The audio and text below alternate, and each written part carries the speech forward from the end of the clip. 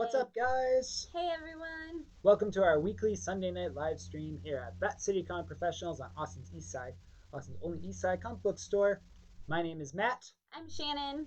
and we are going to be talking about the latest releases of the week. We're going to be talking about some comic book news and some key issues that we've got in stock. And, in remembrance of all of those we've lost on this wonderful and most holy Day of the Dead this year, which is always um, the internet is always about the siblings day and the mother's day and the father's day and the cat day, but it's never about the lost loved ones day. And that's kind of what this day is about. Absolutely. Yeah. And so we're going to be talking about that and some of the creators we've lost throughout the years, as well as, again, all the new stuff that's been coming out the last week. Yeah. Yeah. I hope everybody had a happy Halloween. Yeah. Hello, everybody who's popping in. Yes. What's up? I hope so too. I hope everybody that got to do something safely and got to enjoy the day. I know we saw so many people. We saw a lot of people leading up to yesterday saying, oh, Halloween is canceled. Halloween is canceled, and you could put on a costume in your house and eat a bag of candy and still celebrate like the commercialized Halloween, or you could do something that was unique to yourself and that celebrated the spirit of the harvest and the spirit of starting this fresh new time. Like, this is when, historically speaking, when the harvest ended and all of the foods were brought in and the world became. I'm glad that in the end, while so many people were worried that it was canceled because you couldn't go out and really have the big parties that we usually see, we did get to see a lot of people who actually celebrated in their own way. I know so many of you shared pictures of you and your kiddos with us, and if you didn't already share pictures of you and or you and your family with us, please feel free to do so in the comments. We'd love to see pictures of people dressing up and enjoying the day. So you should definitely share those pictures. Absolutely. If you guys did something super, you did superheroes, some dope shit, as we say.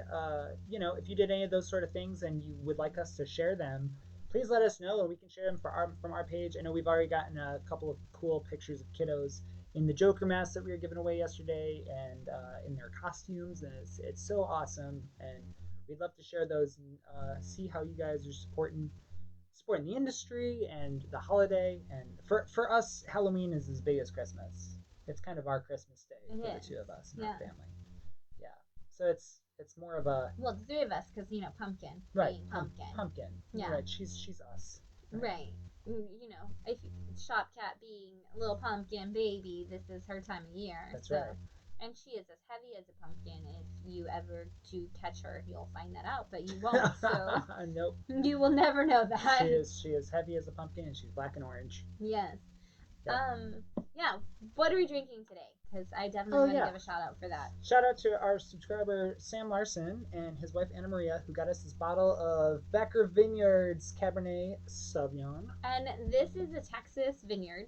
It's right outside Fredericksburg, I believe, is what Anna Maria said. And so they dropped this off for us to enjoy on the live stream, and it is so sweet of them. Thank you so much, Anna Maria and Sam. Always, always, always so much fun when they stop by. So thank you guys so much for coming every week and having all kinds of amazing fun stories every time you come. And yes. And for this amazing wine. And for the amazing wine. And for just being amazing people. And one of the comics I didn't bring up here this week that Anna Maria picked up this week is there's actually a comic that's a Edgar Allan Poe Snifter of Blood or something. I can't remember what it's Snifter of Blood, Yeah, and it's like an Edgar Allan Poe story, but it's so cool because it's got Edgar Allan Poe. But it's about him. Yeah, it's got him on a motorcycle on the cover, and it's just amazing. You have an eyelash about to go in your eye. Thanks. And it's such an amazing thing, and so I'm just excited. That was a fun book that I got to have a little literary fun time with a buddy about. So. Yeah. But yes, thank you to them for this amazing bottle of wine. And also really says that there is a comic out there for everybody. Yes. It was on a live stream this weekend for Drew Edwards' Halloween Man's 20th anniversary, and we talked a little bit about what comics are about and how they are a medium that is for everybody, that there is a comic out there for anyone who's interested in anything. You can find a comic that's out there for you. And that's a little bit what this live stream is about, because there are a lot of comics that come out and kind of fly under the radar and aren't part of the big two. And those are a lot of the ones that we like to highlight on this live stream, as well as things that we've been enjoying But there's so many different things. I'm already seeing a few on the stack right now that are like these. They're kind of niche. Yeah. But certain things, you might have an interest in a comic that you didn't even know you were interested in until you hear the concept of it, and then it's like, oh, this is perfect for me. Yeah, absolutely. Yeah. And that's what we try to show. Like you said, we definitely try to showcase that. Comics are for everyone, and there's a comic for everyone. Which is two totally different statements that sound quite the same, but I do think that a lot of times we have people that come in, but I also have people I see in day to day, like at work and things like that, who will say, "Oh, well, I'm not really into superheroes, so it's like I've never gotten into comics." And I'm like, "That's like 1/8 of the comic book industry, maybe." Like Yeah. there's a lot more non superhero comics at this point than there are superhero comics. Yes. And so, what is it that you are interested in? And we get that even a lot here. People say, "Oh, well, I'm not really a fan of the Marvel movies," and I'm like, "Okay, but like, what do you like?" Because that's not comics. That's just like that's a small fraction of a big world. That it's like if you went into a bookstore and you said, "Oh, well, I don't like superheroes, so I don't like books." Right. It's the same thing. Or like, "Oh, well, I don't like cookbooks, so I'm not really into reading." Like there's so many more things. I mean, there's even comic books that are actually cookbooks. I know there's an alien cookbook that was sold through Diamond, so you can Fun. even literally we can get like cookbooks and everything. So there's all kinds of stuff that you can get that it's a medium, not a genre. And I think that Yes. that's the confusing thing for so many people because it's had so much of a big run with superheroes over time that people think it's the superhero genre.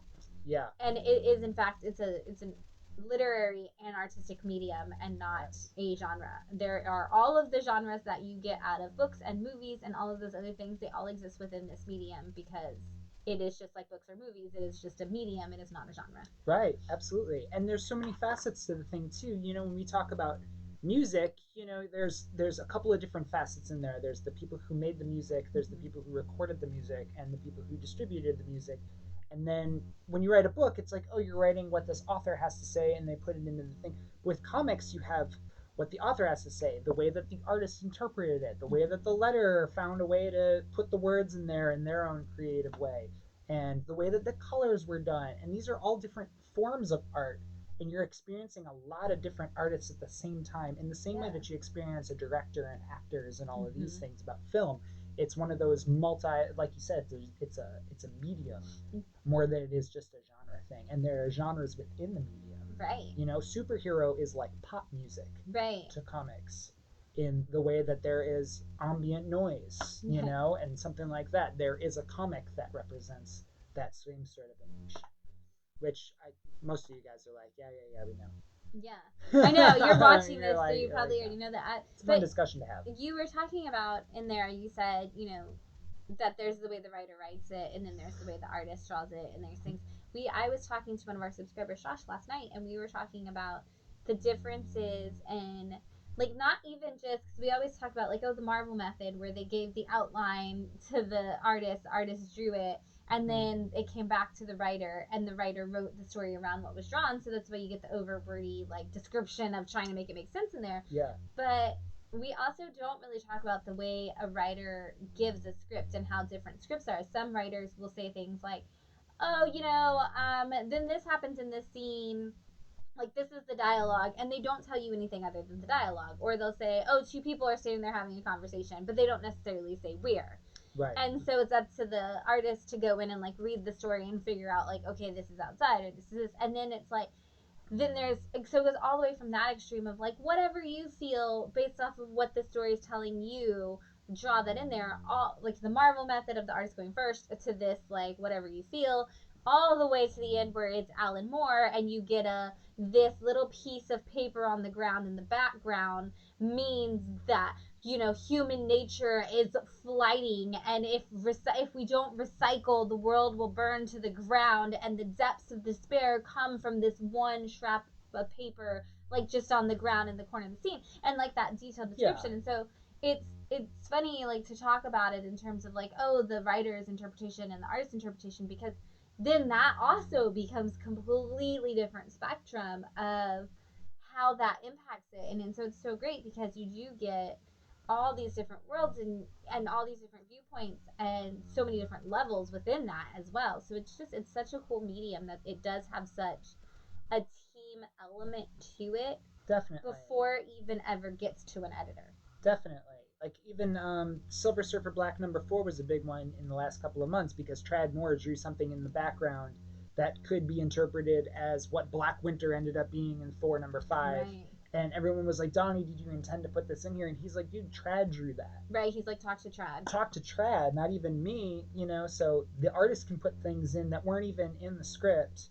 And we talked about that a little bit on the interview with Drew, and they said, well, how do you, when you write a script, is everything written in, all the details and everything? And they're like, well, Drew does a really great job where he says these kind of things happen in the panel, and then they say these things. Mm-hmm. And there's a basic outline.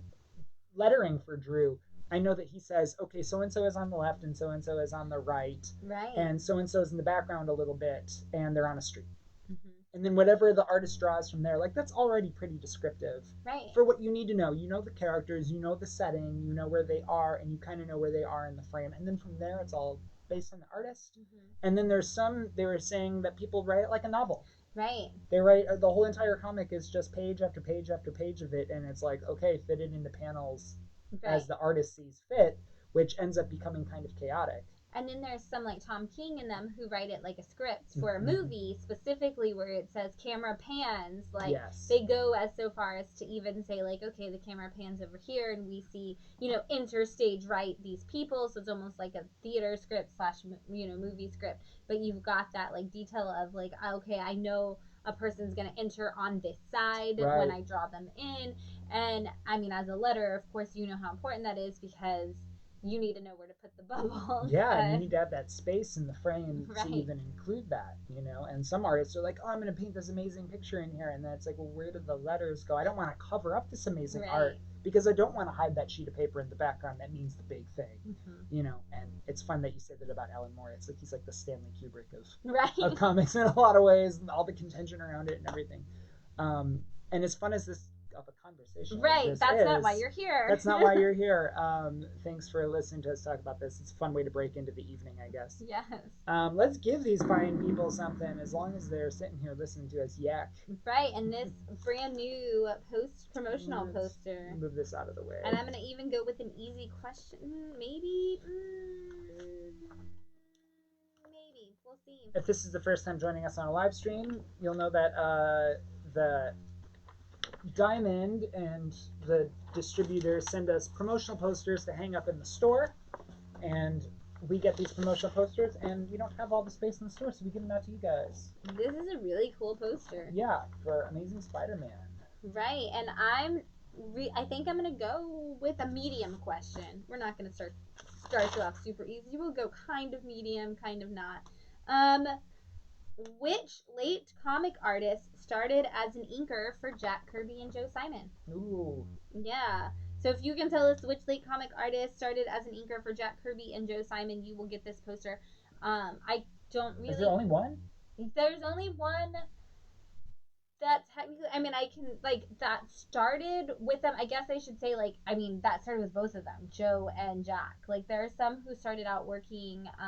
with Jack later on in like the 60s, but talking about working with Jack and Joe in the 50s, like there's one person who really started out. No, Brian. That's not the answer I'm looking for. But we're going 1950s, working for Jack and Joe as an inker. This was this person's first big professional job in the industry. Very cool. Yeah. And you get this poster. Speaking of very cool. Right. And if you get this amazing Spider-Man poster, if you can tell me who yes, Cameron Ditko. Thank you. I was like, you get this amazing Spider-Man poster if you can get this answer. Cam gets poster. I was trying so hard not to like connect those two thoughts until Brian, stop answering and driving. Right, don't do that. Don't do that. I know it's exciting. I do like the idea of listening to this like a podcast, though. Yes. That's a lot of fun. And one more time, I have to shout it out. There, we did a interview for Drew Edwards' Halloween Man's 20th anniversary. Speaking of indie comics, yes, that are superhero comics, Halloween Man is like a superhero for the holiday. He's kind of a Jekyll and Hyde type character who constantly fights with the right thing and the wrong thing to do. We did a panel on that with Nicola Scott and Sergio Calvet and amazing people. John Golson. Oh, so John Golson. John Golson's awesome. That was Anthony's freak out. Right. Anthony was like, "Oh my cool. God, John Golson's on here. You didn't tell me that." Right. Like I was like, "I'm sorry. We were having a black magic discussion with Nicola Scott, and I lost train of thought." Yep, absolutely. And we put out a title this week called Halloween Man versus the Mummy. You can get it on Comixology right now for 99 cents. James Figueiredo did the art on that, and he's in Brazil. Yeah. He's a Brazilian artist, and so it was cool to meet him on there. And you can find that on YouTube. You can find it on Halloween Man's Facebook page. Look up Halloween Space Man on Facebook, and you can find that. It's all what do you call it? Archived live stream. You can go back, you can watch it, you can listen to it like a podcast. It was a lot of fun. It was fun to meet James on there. It was kind of cool. Smile at each other a little bit because we've been in communication doing the letters and the art, and have both high praise for each other, which is super nice. Yeah. It was neat. It was super cool. But so we're gonna talk about some of our picks for the week this week in comics because some really cool comics came out. I know it was an exciting week for me. I had to read comics on Tuesday when we got them delivered. Right, there was a thing that happened. What happened this week that we don't have to show people? There was a book that came out this week. What? No, the one that came out that we don't have. Right. You guys have been talking about this for months. The Last Ronin came out this week. We do have to mention The Last Ronin. That's the new Teenage Mutant Ninja Turtles series. I want to call it an ongoing. It's a 5-part miniseries. It's an oversized book. The reason why we don't have them is because we sold out in like an hour. Yeah. Average. About an hour. They underprinted the book. Let's back up even further. They were supposed to put out the book. They dropped it kind of during COVID, kind of just before. They were talking about doing it. The point of the book is that all the Ninja Turtles are dead except for one. He has all of the Ninja Turtle weapons and a black mask and is a Ronin and is going to do something. They don't tell you what in the solicits. Okay. That's kind of the thing. All the turtles are dead except for one. Right. He's on his own with all the weapons. And everyone got excited about the concept. They released a free ash can edition to give out to stores, and no one really liked it. There were some discrepancies with it. The entire thing got scrapped, pulled from the publisher. They changed the artist, they changed the writer, they rewrote the script. Those ash cans now are super valuable, and the book itself got delayed in the process. We had already placed orders for that book, and since then, kind of people started to hear about it. So people started messaging, and internet buzz grew. People who aren't into comics, who are in our family, messaged us, asking us for the book. Thing was crazy sold out everywhere before it even shipped. And what they ended up doing is limiting the amount, because once the final order cutoff for the book came, people ordered mass quantities of this book. And they were not able to fulfill all of the orders. We ordered 25, we got 18, and again, sold way out. Yeah. A lot of subscribers for it. Very cool series. They did say, though, that the estimated print run is still 130,000. Wow. Which is massive. Yeah, considering Ninja Turtles 95, which is the first appearance of the new turtle Jenica, was only 15,000. That's to give crazy. you concept, which is another reason why that book is super sought after, because it's only a print run of 15,000. This is 130,000 copies still got shipped. Wow. Yeah. Everyone this week has been freaking about the Eastman variant, which is the 1 in 10, as opposed to the 1 in 25. I guess they ended up filling all the 1 in 25 orders, but the Eastman ones got shorted. Oh. So the Eastman ones were off of a smaller print run, so even off the 130, not all the Eastman ones shipped, which actually means that there's less 1 in 10s than the 1 in 25s. There's more 1 in 25s than the 1 in 10s. Imagine that. Yeah. So that's going to be the desirable variant, and because Kevin Eastman himself right. did that. It was cool. I read it. is good. Right. I'm Can't say excited anything else. for issue 2. Right, I can't say anything else. I don't want to spoil who it is, although Comic Book News or one of those spoiled it everywhere today. Except maybe not. Apparently, there's also just like deliberation that what everybody thinks after issue 1 is not actually the case. I don't know. I haven't read it because it's sold out, so I don't know. I was here for a conversation, and somebody was like, oh, well, that might not actually be the case. Did you hear? And so there's contention about whether or not it is what it is. Which is fun in comic books. It's fun Right. that comic books can play with that medium. I'm excited to see where it goes. We've got second prints coming in 3 weeks, but we don't have very many of them. They might go to subscriber. Right, We'll I see. don't know. We have to check into that again now Absolutely. that so many people missed it. Absolutely, and I actually like the second print cover better than the first print Than the cover. first print cover. Personally, yeah. Yeah. Cameron said, I love Diamond's math. Should have waited until he swallowed that before I said that. Isn't that true, though? Also, I had to bring up this comment because I almost spit my wine out when I read it. Phil said, when you talk about picks of the week, can you skip over all the cool indies so I can save money this week? No. No, because that's what we're here for, is to talk about those cool indie titles that you don't know about. And again, those niche things that you didn't know that you were interested in until we talk about them. Right, which, Phil, I heard that you picked up Disaster Inc. this Mhm. week. I hope you love it. Joe Harris. Yes, Joe Harris doing Love him. some awesome, fun things. Yeah, this is a cool one. This is a cool one that Yeah. doesn't. So Stephanie Phillips is doing a book called A Man Among Ye, and what I love about this is a person who's actually from like Tampa Bay and is super into pirates forever, and she is doing a story about all of the female pirates that we kind of just brush over from throughout history, and so it follows like Anne Bonny, real pirates, and it follows the story of them and kind of what it was like on the seas for the women pirates. But it's awesome. They're such badasses and they do all this cool stuff. And it's just, if you like Pirates of the Caribbean and you were like, man, I wish Elizabeth was in charge, you would like this book because this is what it was like if Elizabeth would have taken the role that Will gets at the end of the movie. I don't know, it's been like over a decade. I can spoil that, right? I think so. Yeah. It was sick art too. It would have been the same thing.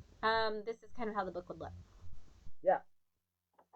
So I love it. Totally amazing. Yeah, and there's not a lot of pirate comics these days. There's not a lot of pirate comics these days, and I feel like people kind of backed off pirates in general after Pirates of the Caribbean went on for 17 movies. I've actually heard that they were thinking of making another Back to the Future movie in which he goes to the future and they're making Pirates of the Caribbean 37. Oh, funny. That's not true, babe. That's funny. Yeah. That's funny. That's a joke. Thank you. But I'm glad to see that we're bringing back Pirates of the Caribbean type pirates, but with an all-female cast. Yeah. So and this is from Image. Yes. Very excited about that. Yeah. Very cool. I think one of these movie reviews we should do Pirates of the Caribbean 4, 5, and 6. Oh, yeah. Right? There's a 6, right? Yes. They did do a 6? Yes. Yeah. I think so. I think so. There was On Stranger Tides and then Dead Men Tell No Tales. I have a problem. Is there 6? Because I think that the series should have ended at 3. 100%. I do too. And so I can't, I pretend that the other ones don't exist because I like when movies have that circular ending. And in movie 3 literally ends exactly where movie 1 begins, with Jack on a boat by himself. Like, that's not a good boat, and he's on it, like, and it's perfectly wrapped up. And so as far as I'm concerned, that's where the movie ends. So yeah, I would love to do a review of 4, 5, and whatever else exists, because I would be curious to see. And I know 4 doesn't really connect. Mm-hmm. It's like Jack side story. and Barbossa, like, side story, and so but I would love to see where we go. Right, it'd be a fun conversation to have with everybody, and hopefully it's not like me with Star Wars, where I don't think any other movies need to exist besides 4, 5, and 6. Which, as of right now, without seeing them, I think that they don't need to exist. So we'll see what happens. It's a good topic of contention. And I've seen 4. I will say I've seen 4 once in the theater, and I was like, I don't know why this movie needed to exist, and so I haven't gone back. The only good thing that I remember about movie 4 was that it introduced the world to Sam Claflin, who played Finnick in the Hunger Games, and I feel like he got cast as Finnick because he had just done that, so he was kind of a thing, and I thought he was the perfect human to play. He does such a good job of bringing the character Finnick to life. That I thought that the name Dead Men Tell No Tales is a great name for a pirate movie. Uh-huh. because that's such like a classic, iconic Yes. pirate thing that I want to know what the movie has Well, to do with that. and I mean that's what the ride starts with. Oh, The like right, the the bird actual or pirates, whatever going pirates of dead man tell no tales. Yeah. from the actual Pirates of Yeah. the Caribbean ride, which is cool. Which I mean, if we're gonna make a bunch of movies from a Disney ride, I still think we should have had more Haunted Mansion movies. We could have gone really spooky and made some like the way they made Pirates of the Caribbean, just like, hey, this was a ride, so we're gonna stick some scenes from the ride in the first movie, but we're Right. making this like grand adventure that has nothing to do with the ride post Mhm. that. I wish that's what they would have done with Haunted Mansion. I love how fun the Haunted Mansion movie is, but Right. I would love I was hoping for something serious, like something Pirates of the serious. Exactly. Caribbean. Like Gore Verbinski did that right after doing The Ring, Right. and it's like I this is weird, but Right. it's fine. See, Because, we're doing this. We have to review this because we're already on it. Another time. Right. Another I was like, time. we're already on it. We got Bliss. Yes, we got Bliss. Yeah, coming to you from Image also. Yes, and I've talked about this book quite a few times before, well, twice before because this is issue 3. And I or 4. So I guess I talked about 3 times.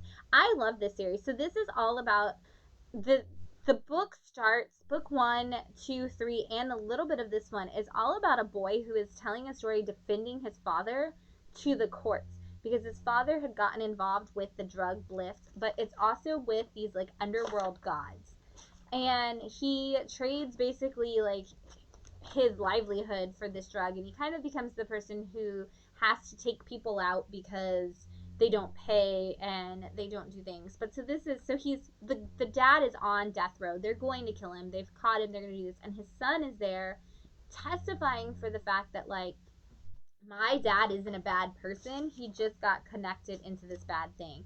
And that's not the worst problem because we have this god of horrible things is coming to destroy our world.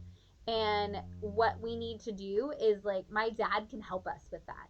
But you're going to try him and kill him for this drug. And so far we've seen like nothing really supernatural, too supernatural or anything like that. We've just seen this boy for 4 issues explaining the story of what happened to his dad, explaining this world around this drug, and explaining how of all people he should be the one who doesn't support like his like the redemption arc for his dad, but yet he's willing to give it to him and he thinks that the court should too. And there's some really amazingly beautiful moments in this issue where the son is talking about why he needs to save his dad and the struggles that his dad went through. And so issues 1 through 4, and I don't know where it's gonna go from here because the end of the issue kind of does make a little bit of a turn and it kind of starts us on this redemption arc and this like crazy like now we're gonna see some of the supernatural stuff that might be connected to it. But issues 1 through the first half of 4 are an absolutely incredible conversation about what it's like to be the victim of somebody who has an addiction problem and also what it's like to have an addiction problem and just how it changes your world entirely. And I wouldn't be surprised if the writer of the book or somebody connected to the writer of the book had an extreme addiction problem and this is kind of their outlet for dealing with it. And so, talking about comics being for everybody and having this conversation about everything, this is definitely one of those where, like it really could just be somebody's outlet for dealing with these emotions for like past trauma or personal trauma or just hearing stories from friends about all of the things that they suffered through. And it's so beautifully done. Like the artwork is great, and the Bliss drug is purple, so all of those scenes with all that purple and stuff is the haze of the Normally, I have to flip a couple of pages to be, as Phil calls me, Vanna White here, and yeah. flip through these. This is like every single page I could show because every page is gorgeous. Right, the page with the birds. Did you show that one? I did. Oh my gosh. And that is such a crazy scene. And this like witches like page here. Yeah. Yeah, these are all, every single page is amazing. And it does kind of have that feel of like the witches book, like witches, where you don't really know like what's going on and how deep and dark this is gonna get. But it also has this level of extreme like family like emotional turmoil and the trying to solve it because the in issue 3 we saw the dad was told, you know what, you've let too many people in, your family has figured it out, you have to go home and kill your wife and your son. And the dad's like sitting in his car in issue 3, and he's like, I can't do this, I can't do this. And the little boy goes out there to see his dad come home and sees him like talking himself down, and he hears what he says, so he runs and tells the mom, and they run for their lives to like her parents' house. And then in this one we see him, and the wife is like sitting there and talking to him like, this isn't what you want to do, this isn't who you are, like you need to make better choices. And so there's all that conversation built into this book that's supposed to be something about like a drug addiction and a supernatural god, and yet we like haven't even gotten there yet because we've been on all this heart and depth of story. So extraordinary book. If you like indie books, you need to read it. Not looking at you, Phil. That's on issue 4 right now. Yes, and we do have 1, 2, and 3. Great story. An Aftershock book. I'm going to do this one kind of fast, but this is number 1 for Sympathy for No Devils. Just came out this week. It's another one of the detective stories, which seems to be a thing that comic books really like to lean into because it gives you something that you can. I think personally, it gives you story arcs that are easy to make because it's like, okay, well, this story arc is just solving this case. But this is a human who's the last human on a world that doesn't have any other humans, obviously, and he's a detective. He's a former investigator, and his partner comes to him and tells him that there's been a murder, and it's pretty much the exact same murder that they worked together on 3 years ago, but something went wrong on the case they were working on 3 years ago. We don't know much about it just this yet. And then we see that the partner and the murder and everything may be a little more suspicious than we thought. But our main character has this luck where he says you don't know if it's good or bad because it's kind of in that like Felicia Hardy bad luck kind of good luck way where, you know, a murderer has been on the loose, like got out of prison, was released from prison, and has been out for 3 months and nobody's been able to find him, and he turns the corner on the street and the guy's right there. And they're like, oh, what luck, we found this guy that's been missing. And he's like, that's not luck, because now they're like in the middle of a fight with this guy trying to like stop him from running away. So it's an interesting story. I'm curious to see where it goes because the concept's pretty interesting, but this is an Aftershock title, so who knows what is about to happen. Right, absolutely. Aftershock's been putting out some really cool books lately. And just to show you a couple more pages here, really nice art. I like this wraparound cover. And also, there's kind of like Tales from the Crypt kind of homage on here with the bubbles. Super neat. And it's a cardstock cover. Yes, you cannot open this book on the live stream. Okay. Right, that's right. There's a lot in here. So we talked about this book a couple weeks ago when it came out. This is heavy. This is from Vault. This book, I talked about how I thought it was going to be very like Punisher-esque. Punisher meets like, I said something that like Hellboy, something like where they deal with like the afterworld and stuff like that. And I said I was really worried that it was going to be all broed out. And issue 1 was definitely not. There's all this heart because our main character, who is very much like the Punisher, him and his wife or girlfriend were killed at the same time, and he is, in a very Spawn-esque way, he's trying to work his way out of hell, essentially out of purgatory, so that he can go to heaven, so he can be with his girl. And at the end of issue 1, the guy who actually got them murdered shows up and is now forced into being his partner. But this guy is the biggest sleaze bag, and he's terrible, and the people in charge of their department love him because he's graphically violent and killing people. This one definitely takes a turn to where it is a lot more adult than the last one. The last one could have been like a teen book. This one we can't open on the live stream, or we will get pulled off by Facebook. So and that is just because there is a lot of how do I say it with also not getting pulled out of Facebook? You can say male nudity. There's a lot of male nudity in this issue. That's a good way to say that. There's a lot of descriptive sexual acts. Yes. There's a lot of explicit gore. And this is all related to this one particular case that they're on. So I don't know that it will be like that in further issues. It's the main character, or the main guy on this cover is actually the partner who's known, they're trying to make him seem as vulgar and tasteless and horrible as possible, so that you can see the difference between the two guys. A lot of vulgar dialogue. And so I think they're really trying to paint that for him right now. And so I think this issue had to go really heavy on that because they're both not good people. So how do you make one person who's already like a, you know, hit an assassin and a kind of guy like that, how do you make him look better? You have to show us that he's like a Deadpool assassin for a good reason, and this is like this is the difference in those people. So yeah, Phil, you would know if you got this, so we can definitely put issue 2 in your box. You would know. Yeah. This is definitely the most shocking thing that's come through this store. Yeah, I was surprised at how graphic it got, like, Yeah. or how open it got. I guess it's not even necessary. I mean, it is graphic. That's the word. Yeah, it's heavy. Yeah, it's heavy, and I think that they kind of went that. I was surprised also that I don't even. I mean, I'm sure it's for mature readers on there, but this is definitely one of those ones that you would see in a normal comic book store in the section where the covers are like all blacked out or whatever, except it's not about the cover. This is more about the story. It's more about the story. Because there's actually a purpose to that. Yeah. Rather than not having a purpose, if y'all know what I mean. Yeah. Right. It's not just lewd for the sake of being lewd.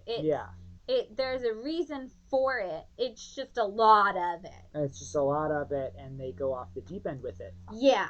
On purpose. Yeah. And if you want to have more of a conversation about this book, talk about it in store with us. Yeah, absolutely. I'm like, I don't even know where to go next because everything's so good. Right. Those are all cool books. Unkindness of Raven's number 2. Wow, that was words. Unkindness of Raven's number 2 is out. Last time when issue 1 came out, I told you guys that this was kind of like Mean Girls meets The Craft. I have no difference from that. This is just Mean Girls meets The Craft. We're starting to get a little bit more of the, like, what that might mean exactly, but it is definitely still at this point, like, we know there's magic. We know that the whole town might be connected to one side or the other. We do hear in this issue that, like, everybody in the town picks a side, so, like, which side are you on is kind of the thing, but we don't know what that means yet. That's like one of the last things that we learn in this issue, and so it's like, ooh, wait, what does that mean? Definitely great if you do have teen readers, or if you like YA fiction, or if you enjoyed The Craft and or Mean Girls, which is probably everybody. Right, I feel like you enjoyed one or the other or both at all, but you will love this book. Also, this is one of those, like, boom, keeps getting picked up for, like, TV shows. I would not be surprised see this one getting made into a TV show. Right, this is like a Hulu show waiting to happen. Yeah, absolutely. And I know we got a lot of love for issue 1 and nearly sold out of that. We do still have a copy of issue 1 in stock. This is issue 2. I sold one the other day. Was that the one? Okay, good. Oh yeah. So yeah, definitely snag that, you guys. It's so good. You're gonna want to get it if you haven't already. Another one that we had a lot of love for, number 1, and issue 2 is out now, is... This almost needs to go in the, if you're reading it, you're reading it. It's going to move there really quickly. It's going to move there really fast. This is Department of Truth by James Tynan.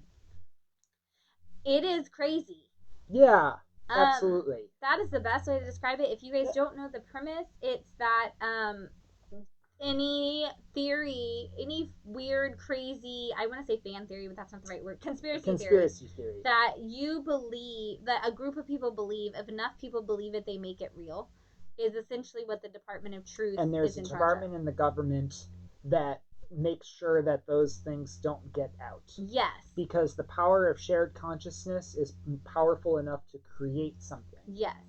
But when it creates it, it's up to the government to kind of handle the situation. Yes.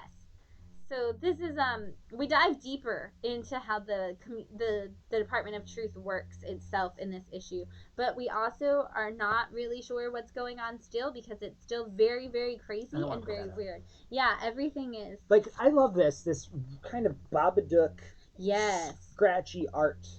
The whole thing has this extremely scratchy art, and it has Who is the artist, by the way? Good question. It is Martin Simmons. Martin Simmons.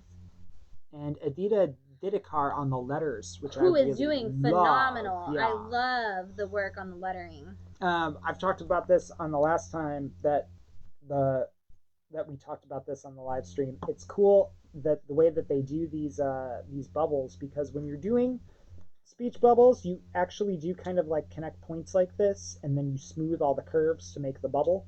And it looks like they didn't smooth any of the curves; they just left them. Especially this one on the last here. This one, I'm trying to do this in the mirror image of the last stream. This like, one here, you can really tell that's like it should be an oval, but they left it raw. It's a neat way of doing these letters, which really plays into that scratchy art, and just very, very, very cool. I don't know if do we still have a copy of issue 1 of Department of Truth? I think we have a second printing. Okay. No, second printing comes out this week. I think we'll have a second printing. Yes. I think we have one left, actually. Yeah, I think we have one left of issue 1. There's gorgeous double page spreads. And again, it's all very obscured, which really plays into the conspiracy theory of everything. Is that everything's kind of a haze, and is it real, is it not? In the same way that Mr. Miracle was. And it's similar art. Similar art to Mr. Miracle, similar kind of Mitch Gerads. If Mitch Gerads were to do something really dark and dreary. Yes. If the Babadook influenced Mitch Gerads. That is so true. Yeah. It's very cool. It's a very cool story. James Tynan's doing this one, who's also doing Wind, which we're going to talk about in a little bit, as well as Batman and Something's Killing the Children. And he did the Batman Ninja Turtles back in the day. Yeah. And we have a lot of people obviously commenting on how much this is. Yes, Joshua said, I need to stop sleeping on this series. I keep hearing good stuff about it. Yeah, totally true. Seriously. Phil said he just got his Megan variants in. Mine shipped, and they should be here, I hope soon.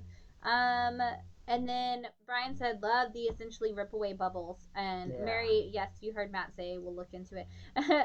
Brian said Department of Truth is a surprise hit. And Phil responded, don't know if it can be a surprise with how good Tynan has been doing. Yeah, absolutely. And there was a lot of hype about this one. We're going to talk about Crossover next week. Yeah. Because Crossover is another big hyped series of the year. And this Department of Truth and Crossover are definitely the two big books of the year. Really, at this point, not personally, of course. I think I would put Wind up there. Yeah. But that's personal preference. Personal preference. I definitely think Wind is my Tynan book of choice of the year. Yeah, absolutely. We'll get there. And it's really quick to well, let's just segue there. We could segue there. That's fine. To talk about things, it is totally fine and understandable, you guys, to say this is an artist's best work, and this is the artist's work that I like the best. Yeah, absolutely. We talk about, I always bring it back to music. We always talk about a magnum opus for an artist. And, the magnum opus is the best thing. Like with Beck, for example. Like, Odelay is his best album. And it's like, is it? He's had a lot of really good albums, maybe critically acclaimed. That was the one. That's the one that got him to a new height. It's the one where he changed artistically. But these other ones, I've liked the way that things have developed down the line. I would have even gone so far as to use 9 Inch Nails as the description, because more people probably know that. Like, and the downward spiral. Everybody talks about the downward spiral being like the 9 Inch Nails album, and I'm like, that's actually closer to the bottom of my list. Yeah, same. Like, it's same. And at the same time, it's okay to say, hey, that is really great. That is a really great turning point for things, and maybe culturally, historically significant to overall music. But a lot of times an artist is able to take those things and expand on them and grow with their audience. And then you, as a listener, or as a reader in this case, are able to say, you know what, this probably is the best one, but I prefer this one. And that's kind of how I feel about these books. I feel like Department of Truth may be a more stronger, woven, conceptualized story, whereas Wind is fun and heartwarming, and maybe not the same in like terms of greatness, but I think both could be made into movies. Absolutely, and 100%. Both would be really great. Reading it category, but it will never fall in there for us because this is definitely one of our best books. These people are being ridiculous in the comments. Yeah, that's fine. It's hilarious. I love it. I'll read it after. But this is definitely one of the best books of the year, if not my favorite book of the year so far. I know we always do the poll of like what was the best book of the last year, and I feel like if this doesn't win next year, there's gonna have been something amazing. There's gonna have to be something amazing. Right, and there is crossover coming next week. There is crossover coming next week. There was Department of Truth. There was, but this is just it's so so phenomenal, the world building. Because Yes. Crossover and Department of Truth both take place essentially in our world. This built a world on page 1. And I'd say by page 4, but yeah, Yeah. of issue 1, yeah. Right, you First already couple of knew pages, in the you're first deep. couple of pages, you're already so far into it, and the story was like so beautifully done, and there's so much heart. And I was talking to somebody. We had a customer in here the other day, and he asked me what's so great about Wind, and I said the thing that I like about Wind, because he hadn't read it yet, so I can do this without spoiling Wind. Yeah. But I said the thing that's so great about Wind is the story of a place where they've built a city with walls around it, and they're trying to keep out magical blood. And the king has proclaimed, like, we don't want any people with magical blood in our place. And of course, we have characters within the city walls that have magical blood. We know that just from little things. And you have people who sympathize with this these magical blood people who are trying to help them in some capacity, that are working to like help them get out. We have people who are helping them get in, helping them get out, helping them build this rebellion against all of this. And then you have the people like the prince who say, I don't want to live in a world, I don't want to be in charge of a world where we restrict people from being who they are, but then can't actually interact with them without being disgusted by them. And is like, it's fine if that's who you are, but not in my backyard, which is a huge thing in the real world, where so many people are like, I'm totally fine if that's who you are, I just don't want to see it. Right. And it's so great that they put these characters all in there, because it's a fantasy world, but there's every kind of person you're going to run into on the street, you meet on the street in here. Like, even the people who are like, I'm actually not that different from you, but I'm choosing this side of evil because it's better for me. Like, you have all of these people, and it's so amazing that you get all of these different characters and you get to see it. And you're not gonna miss that those moments where the character has their realization. Like, every character has some sort of realization in some capacity towards every other character in the thing, and it's so beautifully done. In 5 issues. In 5 issues, like, it's phenomenal. Yeah, absolutely. These are oversized a little bit. They're thicker issues. They're also like a super nice, glossy, sweet book. The back of all of them is the same. Everything Shan said, 100%. This is the Legend of Zelda drawn in Miyazaki's world. Right. If you're a fan of Princess Mononoke, if you're a fan of Spirited Away, if you're a fan of The Legend of Zelda, if you're a fan of Kingdom Hearts, that sort of stuff. Avatar: The Last Airbender. All of that amalgamated together in a story, again, that builds a world that you can know and walk around in. By the time you're done with issue 1, you understand the world, you understand the concept, and it only gets bigger. It's like when you're finished with the first level of Zelda or one of these games, and you're like, wow, I just explored that whole thing, and it's amazing, and then the map opens up. Yeah, and you're like, wow, I was in the tiny corner of it, and this map is huge. I love that about this book, and it was able to do it in 5 issues. This is the 5th issue of 5. Yes.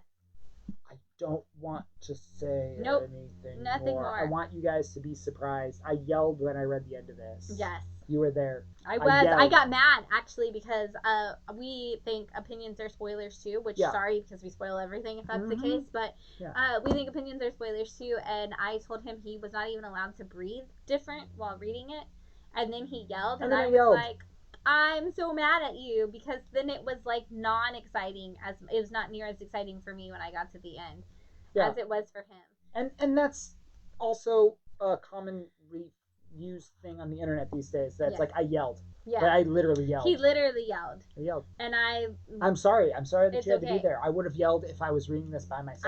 I know, absolutely. You weren't yelling to me. You were yelling to the book. And so, you guys need to do it. I don't want to say more, because Nigel just said he's going to read it on Friday when he comes in. Yeah, absolutely. I guess I could show you. No, you can't show anything. It's beautiful. It's wonderful. You guys got to read it. Hopefully trades will be out soon. Cameron said just give Tynan the book of the year, because he's got so many good ones, it doesn't matter. James Tynan is the book of the year. Right, James Tynan, book of the year. Sorry, Zdarsky, move over. Yeah, move over. It's not your year for the Eisners, buddy. Stillwater's cool. We enjoyed it. Right, Stillwater's cool, but you're not taking over Tynan this year, and if they I can't wait to vote next year. Right, and speaking of Stillwater, a very similar story. Man, this book is so dark on the cover. It's so beautiful. Right, and you're not going to be able to see. We should have bought the variant. I know. The variant is bright and white, but I love this cover. Yes, absolutely. I am loving this series. Just everything about this cover is perfection. Right. I know, well, because I didn't... I know, we're all into it. Oh my god. This is called the Autumn Null. It's also from Vault Comics. Yeah. And Shan, why don't you go ahead? I'm like, it's a story about stuff. So this is a story about a woman and her daughter, and the woman is estranged from her own mother, and she finds out that her mom died, and her mom lives in a town that is known for having the perfect fall. And in issue 1, the mom and the daughter go to see the grandma, essentially is what we'll call her. They go to the funeral. Nobody's there. The funeral parlor is like weird about it. They're like, oh, we already like did all the stuff. What are you talking about? Everyone in town's being strange to him. Everyone's estranged. Everything, and there's something weird about the leaves. Like, there's something about the leaves where like you touch them and people in the town freak out. You like look at the leaves off the tree and like the people freak out. So there's something weird with these trees and the leaves and all this stuff. And weird, creepy things are happening, and everybody is, like, super nice, but also, like, Stepford Wives super nice, but also, like, kind of in the same sense that you're, like, something is off about this. Yep. So it's super great. The art is fun. I love that it does this thing where the art kind of falls over the edges and blends in, all kind of torn and scrapped. I wish the issue 1, sorry to cut you off, issue 1 came out, on the day after the autumn equinox this year. Yes, they nailed it. They nailed it. But at the same time, it should have come out the month before. Right, so because it could be done. I've never read a comic that's captured the spirit of fall well. There's not another comic that you're like, oh my god, I'm in fall. But we're still in fall for so much longer. We are. Like, fall doesn't even start until September 22nd. We are. I want the rest of this entire book. I don't even know what it's about. Finishing this issue, it's like, wow, there's some creepy stuff happening. And I still don't know what it's about. I still don't know what it's about, and yet I love it. I'm completely encapsulated in this book. Yeah. And I think I yelled when I saw it on the table this week. You were very excited when I got home. Absolutely. I was like, oh, Autumn Null's here. We got to know. And the weirdest thing about it is I'm yelling about a book. I'm like, the Autumn Null's here. I have no idea what happened in issue 1, and I have no idea what this book is about, but I want to keep going. I need to read it, yeah. And then issue 2 comes out. And important note on this. Yeah. This is a part of a new imprint from Vault. This is the Nightfall imprint from Vault. They are launching, I guess they launched a couple titles on it, but if you didn't know, Vault has a horror imprint. And I'm really excited to see some of the other titles that are going to be on it. Of course, we will be ordering them because I love horror and I love small independent presses, and small press, indie press, so. And they kicked it off with the plot. If you guys had read the plot, there's now a trade of that. Here is what that looked like. We'll hopefully be getting that trade. We'll hopefully be getting that trade. I got issue 1, and I think I got a second print of issue 1 just because I love the cover. Yes. But I didn't know why. That also was solicited back in like 2018. Right. So it's been a while now that they've been talking about this. But so I think an imprint kind of falling into that direction was kind of something that was on the horizon to begin with. God, I love this book. It's so good. End of issue 2. I have no idea what's coming on, but I will slap people to get out of the way for me to read issue 3. Because I gotta know. I want to know. I want to know what's happening. There's just one of those things. This is a really weird thing that not a lot of comics and just we talked about mediums in general do, where something happens and you don't know why you enjoy it. Right. There's not really a reason why you did. You're like, I just did. There's something about it. It's not the art. It's not necessarily the writing. It's very real. It's set in the modern world. And an important note on that is we like slow build horror movies. So this is the shots. Like we always talk about, and we've talked about this a lot on the live stream, that we love The Shining. The Shining is one of our movies, our go-to movies. And the reason why we just discovered, more so than ever, because we tried to watch Dr. Sleep, is that the things we love about The Shining are the shots and the slow move and the like, I don't really know if this is witchcraft or if this is just a person going mad or if this is ghost or if this is this possession or if this is like the fact that you don't really know the whole time and you're just like, oh, now it's another day. Right. Like, oh, this thing is happening. Oh, here we go. Right. Nope. Now it's another day again. The Shining and The Witch both do this really cool thing where they set up a shot that's everything is straight lines and everything is even across all sides and built, and they set this zoom that zooms in at like 0.0002 miles per hour and just slowly creeps in and pushes and the noise gets louder and louder and it cuts to the next scene. Right, and you're like, what was the point of what that? was the point of that? Why did it do it? I have no idea what's there. And even by the end of the film, you don't really know. Right. That's this book in a nutshell. This book. Those shots are this book. I don't know what it was, but I need to know. I need to keep going. Yep. I don't know how the book did it, but I felt it. I felt it. I was like, I feel the sounds happening, like while the leaves are in. Like even like there's a scene where they're playing in leaves in this one. Yeah. And you could have played the Shining sound score over it, and I would have been like, yeah, that's made sense in my brain. Yeah. Yeah. Absolutely. That's a great way to describe this. If you're a fan of The Shining, if you enjoyed that, you should definitely read Autumn Null. Or any of those kind of slow build horror if you're a fan of The Witch. Yeah. Which I hope you are. Yeah, absolutely. Both of those movies are fantastic. Unbelievable horror movies. Since we talked about him for a second, Renee said, I love the name of James Tynan's company, Tiny Onion, because that poor guy has had his name mangled over the years. Right. It's so true. We actually watched, and I know, Renee, you probably did too, there was an interview where he was on DC Daily, and he was like, they're like, oh, James Tinian, and he's like, Tynan. Like... Right, it's Tynan. Tynan. And they're like, oh, okay. Good. And it's like they get it like half the time right and half the time they don't. Like Sam Humphries is the only one that knows it because he already knows him, and it's like... Yeah, absolutely. Like, yeah, I know. We all did the same thing. It's great. This is weird. Before you go on, can I get out quick? Yeah. Sorry, guys. Okay. There's something I forgot of. Okay. That's awkward. Oh, well, that's fine. I'm going to talk about this wonderful and amazing book that I'm the only one reading, and I'll talk to the Werewolf by Night about it because he's in the shot with me, so it feels good. If you guys are not reading Canto 2, oh my gosh. So we talk about wind, and we talk about the heartfelt amazingness of wind.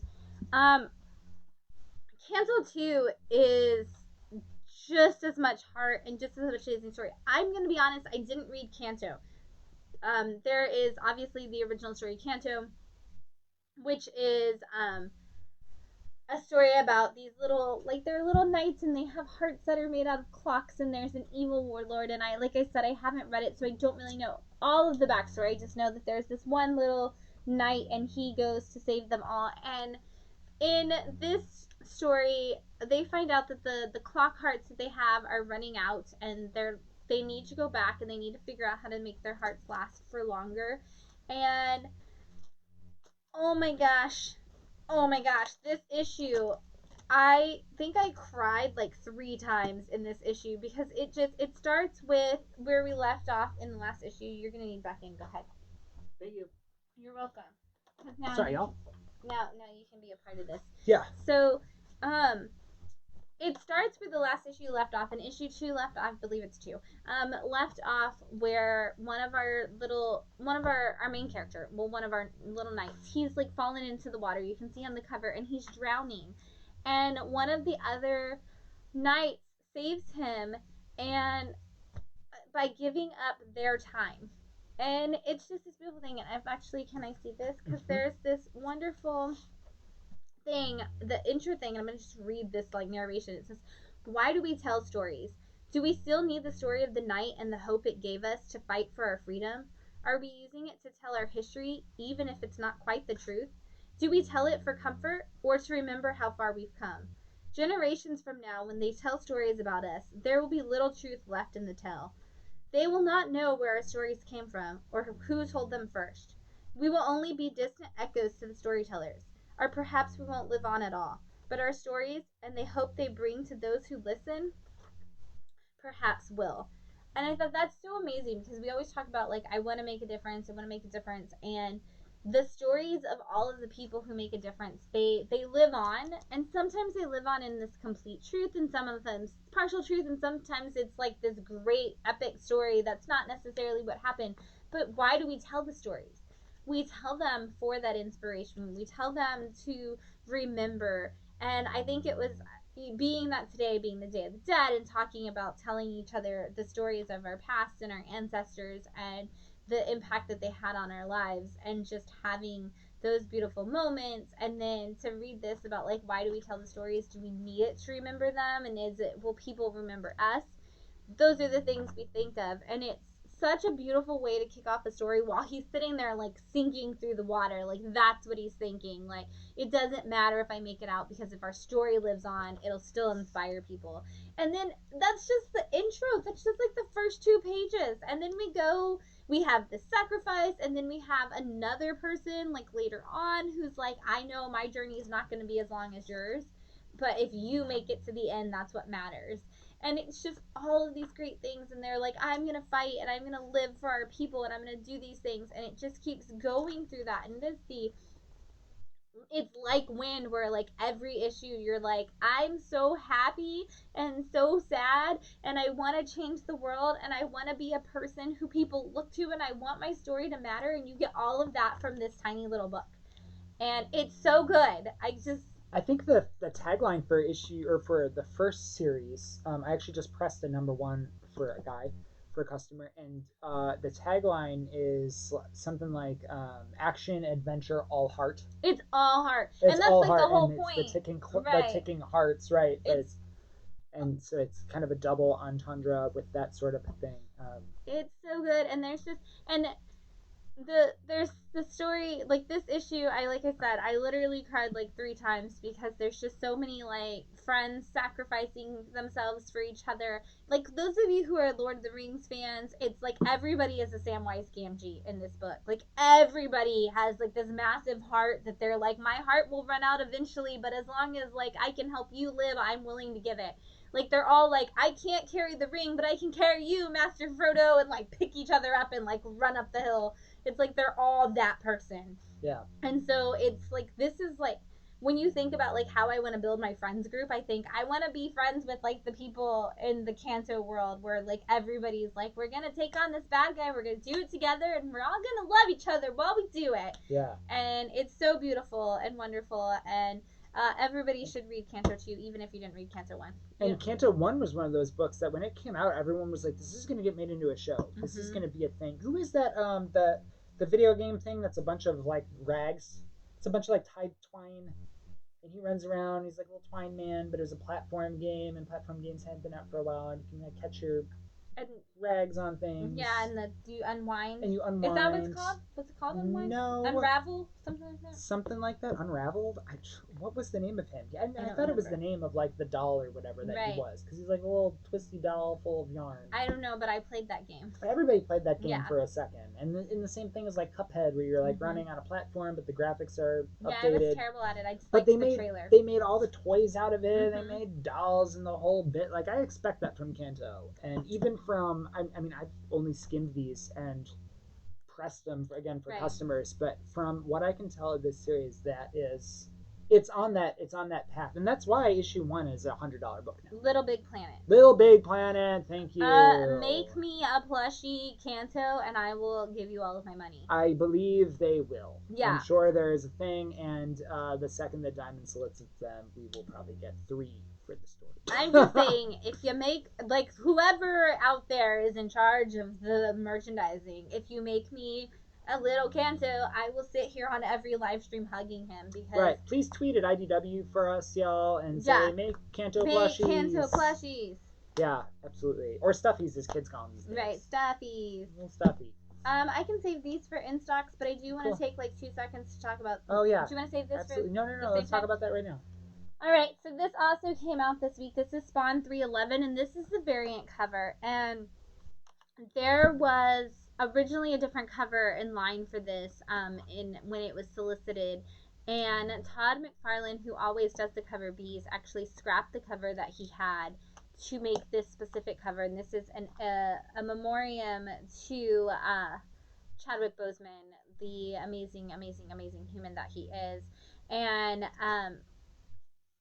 I really love what Todd said about it, because Todd McFarlane, having John Spawn for 30 years now, said this, Spawn being a black superhero, and Todd McFarlane said, what he did with Spawn is nothing compared to what Chadwick Boseman did for the real cause and all of like humanity by all of the things he did, not just on screen but off screen, just all of the things that Chadwick did, all of the fights he was involved with, not just his own personal struggle, but those that he was involved with, and just all of the positivity he put into this world, and all of the change that he worked to make. And it was a beautiful tribute from Todd McFarlane to make this cover, and I know a lot of you guys had asked for it. If you didn't get one this week, we do have them We in still got stock. a bunch.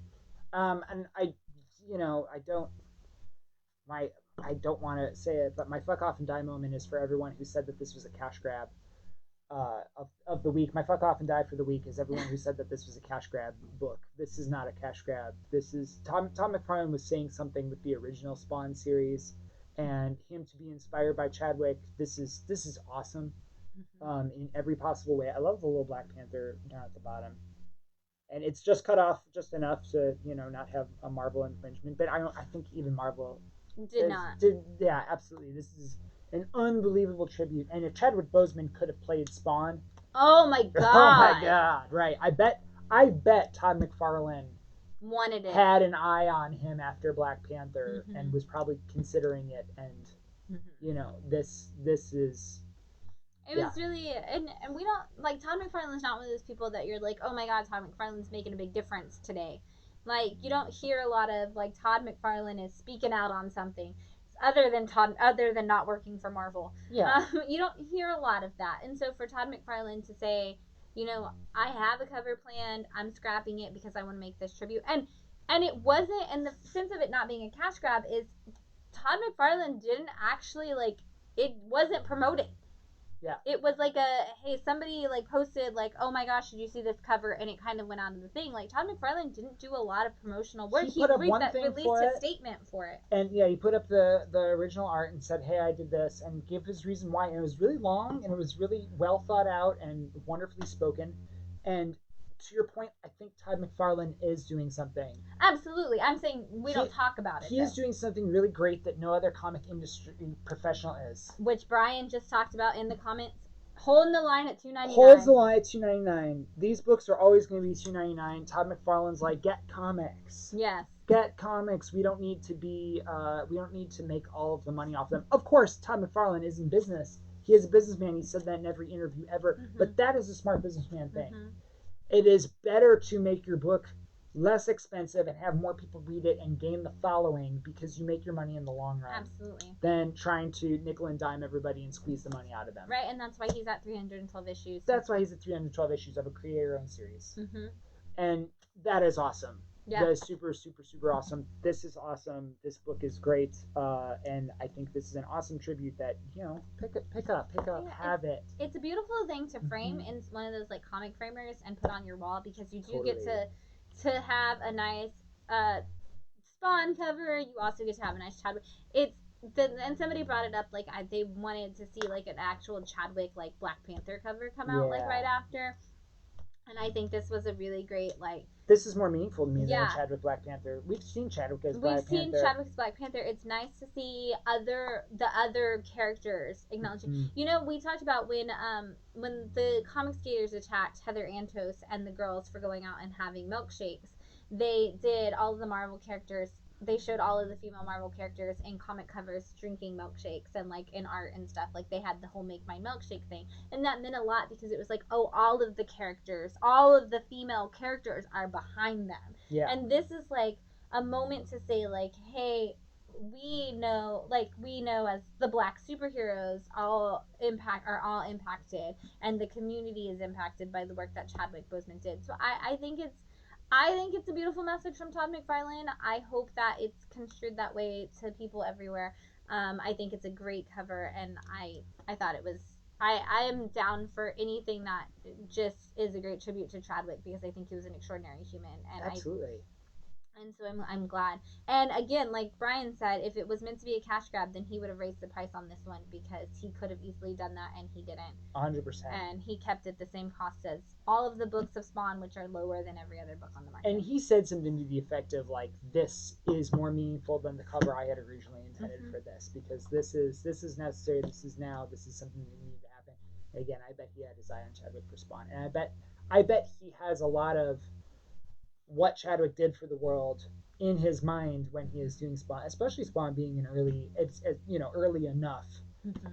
black superhero. Mm-hmm. You know, considering the ones that we have now and the ones that were before. And film-wise, especially. Huge. Mm-hmm. Huge, and this is awesome. Yeah, Joshua said much love to the Todd Much father. love to the Todd father, absolutely. Yeah. For sure. Those are our picks for the week. Yeah. Those are our picks for the week. Kanto. Wind. Right, I was like, well, I love wind, and we're talking about it, but if you need to fill the hole that wind might leave in your heart right now, start with Kanto 2. Right. I need to get Trades of Kanto 1 into here because I need to read it now because that I know that Kanto is the greatest thing. It needs to be around. We need a couple of copies of that. There, this is, you guys know this about me. I read here and there, and I have my 15 titles that I'm keeping up with. But this was one of the first weeks that I had to read on Tuesday. Yeah. Because I had to read Wind. Off the bat, Wind was my number one. I had to know how it ended. Number 2 was the Autumn Null this week because, again, there. And Last Ronin was my third pick of the week. I even made a post, and thank you guys for clicking the like button on that. I was so excited about comics this week. It's so much fun. Right. Comics are the best. Let's give you guys something comic-loving people. You can have these, and I'll do the super easy question. Yeah, we're giving out a Marvel 2-in-1 Human Thing the Torch third series. Which series is this? This is the Chip Zdarsky series. Yeah. Chip Zdarsky Marvel 2-in-1 series, and you get number 1 and number 2.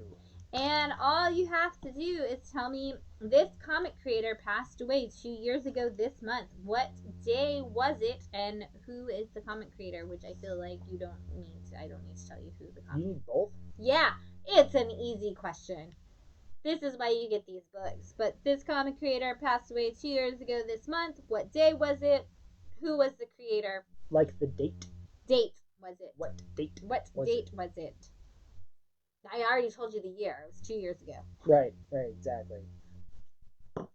And you get these Chip Zdarsky Marvel 2-in-1s. Marvel 2-in-1s. I also did... Yep, yes, that's it, Brian. It is Stan Lee, and it was on November 12th.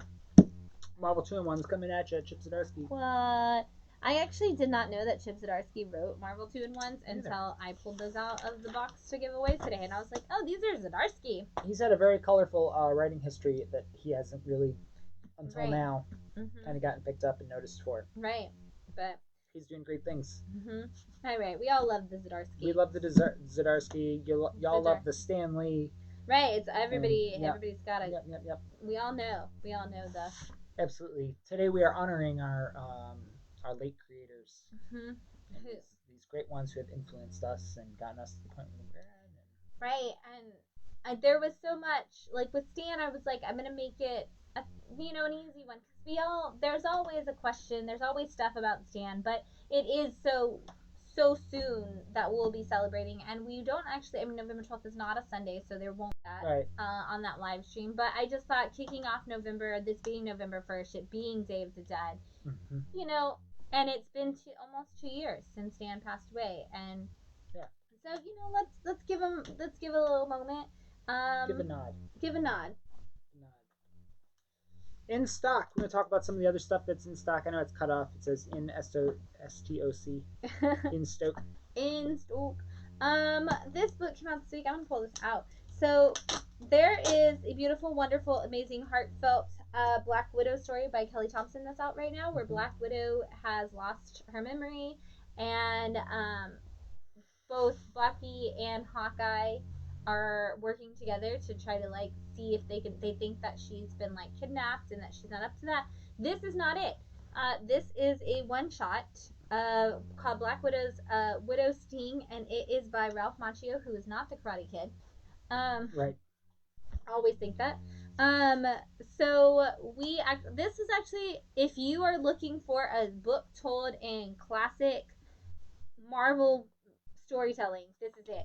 There are actually times where you see a picture of her and she's standing there and she's like, oh, she's standing like this, and they're like, oh, I should call into base, to the S.H.I.E.L.D. base, because I need to make sure that they know where I'm at. And it's very Marvel-esque, like Marvel Method-esque. It's very just classic, fun.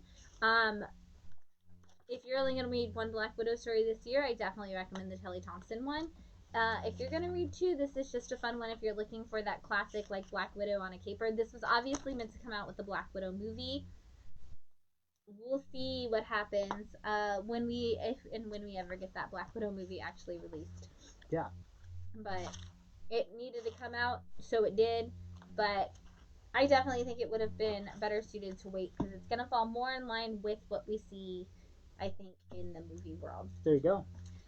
Black Widow, Widow Sting. We also have the last issue of Old Haunts, which is one of the early AWA titles. I like that the cover of this one actually homages a little bit the cover of the first one. Yes. Yeah. And so this one's all about, this is the mobster story. This is the one you have to read in Matt's Chicago accent if you're looking to read it out loud. But we do get, I'm always amazed with, because the AWA Upshot titles are so short, I'm always like, how are they going to wrap this up? And they always do a wrap up that I would not have seen coming, that they make fit into the one book. And so this is another one that definitely does that. If you guys like mobster stories, this is going to be your book. If you don't, well, move on. Yeah, it's very good. If you like The Godfather or Goodfellas or something like that, this is a good book for that. There's not, again, comics for everyone. There's a comic for anyone who likes something. Right, like this is a comic for people who like Booster Gold, because that looks like he's on the cover. Yeah, there. Booster Gold is in Suicide Squad this week, doing some stuff. Right, that's all I got. Messing it up, we didn't read it. Right, but some stuff. Something we don't talk about very often. There are Rick and Morty comics. That is the second title for Rick and Morty going on right now. Ever After. This is a follow up to Rick and Morty Go to Hell. Yes. But Go to Hell, Ever After, the whole all the things. Heaven, hell sort of a thing. There's Rick and Morty comics. We got some Alex Ross Timeless variants in this week. Shang-Chi #2 with the Shang-Chi Timeless variant. Right, he looks such like a badass on there. Yep. And then we've got Strange Academy, which has Scarlet Witch on the cover. I'm assuming that's where you're at because the camera's Yep. Yeah, I love this Scarlet Witch one. I've been waiting for this. I love how sassy she looks in this cover. Wanda is not having any of your shit. And hot title. Title, Strange Academy. If you guys reading it, you're reading it. And then Fantastic Four Antithesis. This is Medusa. Yes, which I was very excited about. Now I can complete my Black Bolt Medusa happiness and put them together. And her hair is not as full and powerful as Jessica Drew's was on the Spider-Woman one, which seems kind of weird since that's Medusa's power. Yeah. Jessica Drew definitely has more hair in it. Brian said, "Are Vision, Hawkeye, and Punisher not in anything important right now? We're not really seeing them.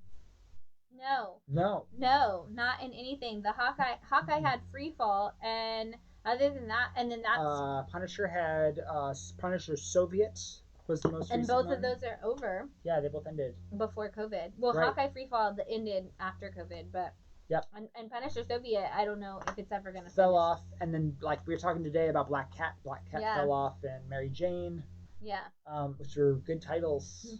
But COVID problems. Yeah, they're the only 3 not on timeless covers from the mural. I would actually really and I would really like the Vision one. Definitely to go with the Scarlet Witch. Yeah, I need my Vision and Scarlet Witch covers to be framed and look beautiful together forever. Tartarus #6 is out. We've talked about this a little bit before. It is the story, essentially they call it Breaking Bad in Mos Eisley. So if you guys are looking for something amazing like that, then you are gonna love this one. Did our ASMs this week come in damaged? Yes. Yes, they did. We called Diamond about it, and the grabber on the printer, this is something we don't talk about, is the actual printing of comics, the way that they're run off in these massive quantities to print 130,000 copies, in addition to all the other copies that are getting printed that week. The grabber grabbed the bottom of them, indented the bottom of all of them, and put a line down the middle. Yes. Of every single book. So even if you reported your damages, they don't have replacements because they're all damaged. Yes. And big cover. So a lot of pressing on ASM 51, I guess. It's going to be a super high demand press book because the cover's gorgeous. Are you, for subscribers who bought it from us, are you pressing it for them for a discount or anything? I could. I'm just wondering. I haven't talked about that, but I'd be happy to do that. Yeah. Cameron said Black Cat is coming back. It's Tynan King Black. That is a different Black Cat. It is not going to continue in the story that was going on. That is going to be King in Black Cat #1. It is in the previous catalog. That is currently a thing. It's going to be a tie-in for it. It's a tie-in. For the King there are a lot of King in Black tie-ins. Oh my goodness. Yep. Undiscovered Country #9 is out. For you guys who don't know, this is Scott Snyder and Charles Soule working together to tell the story of a world where a virus literally falls from the sky. It kind of kills everybody. All of the world is working together. Can't figure it out. They're all in destruction. America has closed its borders and tells everybody that they've had it solved, but a group of people get dropped into America, and it turns out that's not true. So shocking, I know. Right. And all of this is their like Mad Max experience in this America that did not handle it well. Right.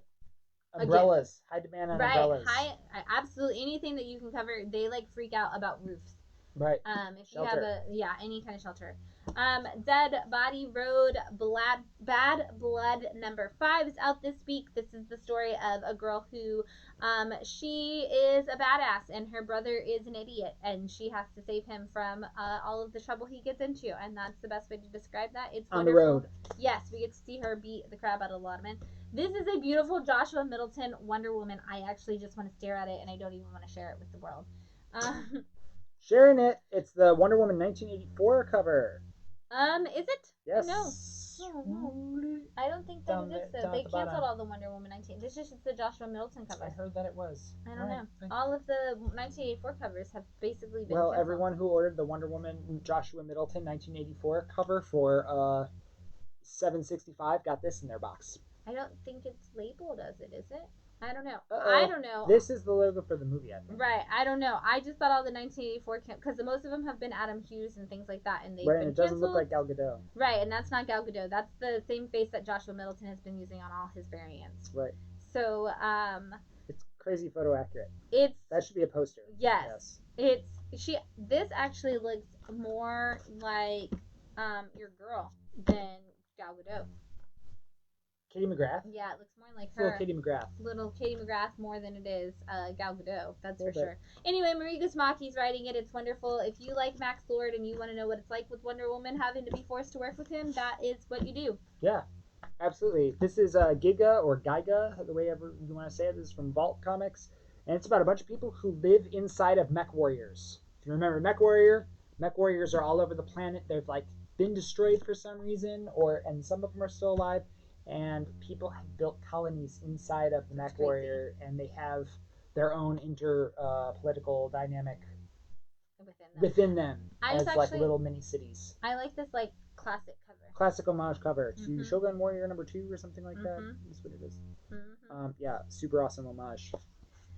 Red Hood and the Outlaws #50 is out. This is an exercise anniversary issue, and I believe the end issue, yes, of Red Hood. Yes. We also at the end of Batgirl this week with Cecil Castellucci's run. We do not have any covers to show you. Sold out. We are sold out because it is the first appearance in comics of the brand new Batwoman who will be on the CW coming soon. That's all. That's that. So that doesn't exist anymore. Once in Future Second printing of number 9. Yep. I brought it because I just really like this cover. Yeah, the Swamp Thing cover? Yeah. As everyone's calling it? As everybody's calling it. I just had to grab it because I just loved it. It's beautiful. Super cool cover. We've got Power Rangers New Dragon #3. Number 3 of 3. Yes. Power Rangers is spinning off into 2 titles, Mighty Morphin and Power Rangers. Yes, and they both launch in one this week and one next week, I believe. Yes. So Mighty Morphin comes before Power Rangers, just in case. Right, Power Rangers and then Mighty Morphin. That wouldn't make any sense. That wouldn't make any sense. They're apt titles, and they're also written by the same person. Right. It's very strange. But we do have foil covers. We order extras of these because they're sweet, and we've got them. If you guys are into the Power Rangers foils, right? Even if you're like, I don't read Power Rangers, I just really like these sweet foils. We've got them for you. Sweet foils. We've got Flash #764. This is a not Joshua Williamson writing it anymore, but this is our new Flash writer, new Flash story. So if you guys haven't hopped on yet, now is the time to catch up and get in there. Yep. Dr. Doom #8. Dr. Doom is back. He was not a bad guy, but they pushed him to be one again. And now he's a bad guy, but he's a good guy, but he's a bad guy. It's a really cool anti-hero book if you're looking for an anti-hero book that is not Batman. Yes. And it's someone who's flipping in between doing the right thing and the wrong thing and all that. Read Halloween Man. And also Doctor Doom. Yes. Immortal Hulk number 39. Mortal Hulk, if you're reading it, you're reading it. I don't have We're to on tell number you. 39. I Come don't on. have to tell you, but The Hulk was made immortal back in that Avengers issue or whatever. He's immortal now. But according to the Immortal She-Hulk, that might not be as immortal as one thinks.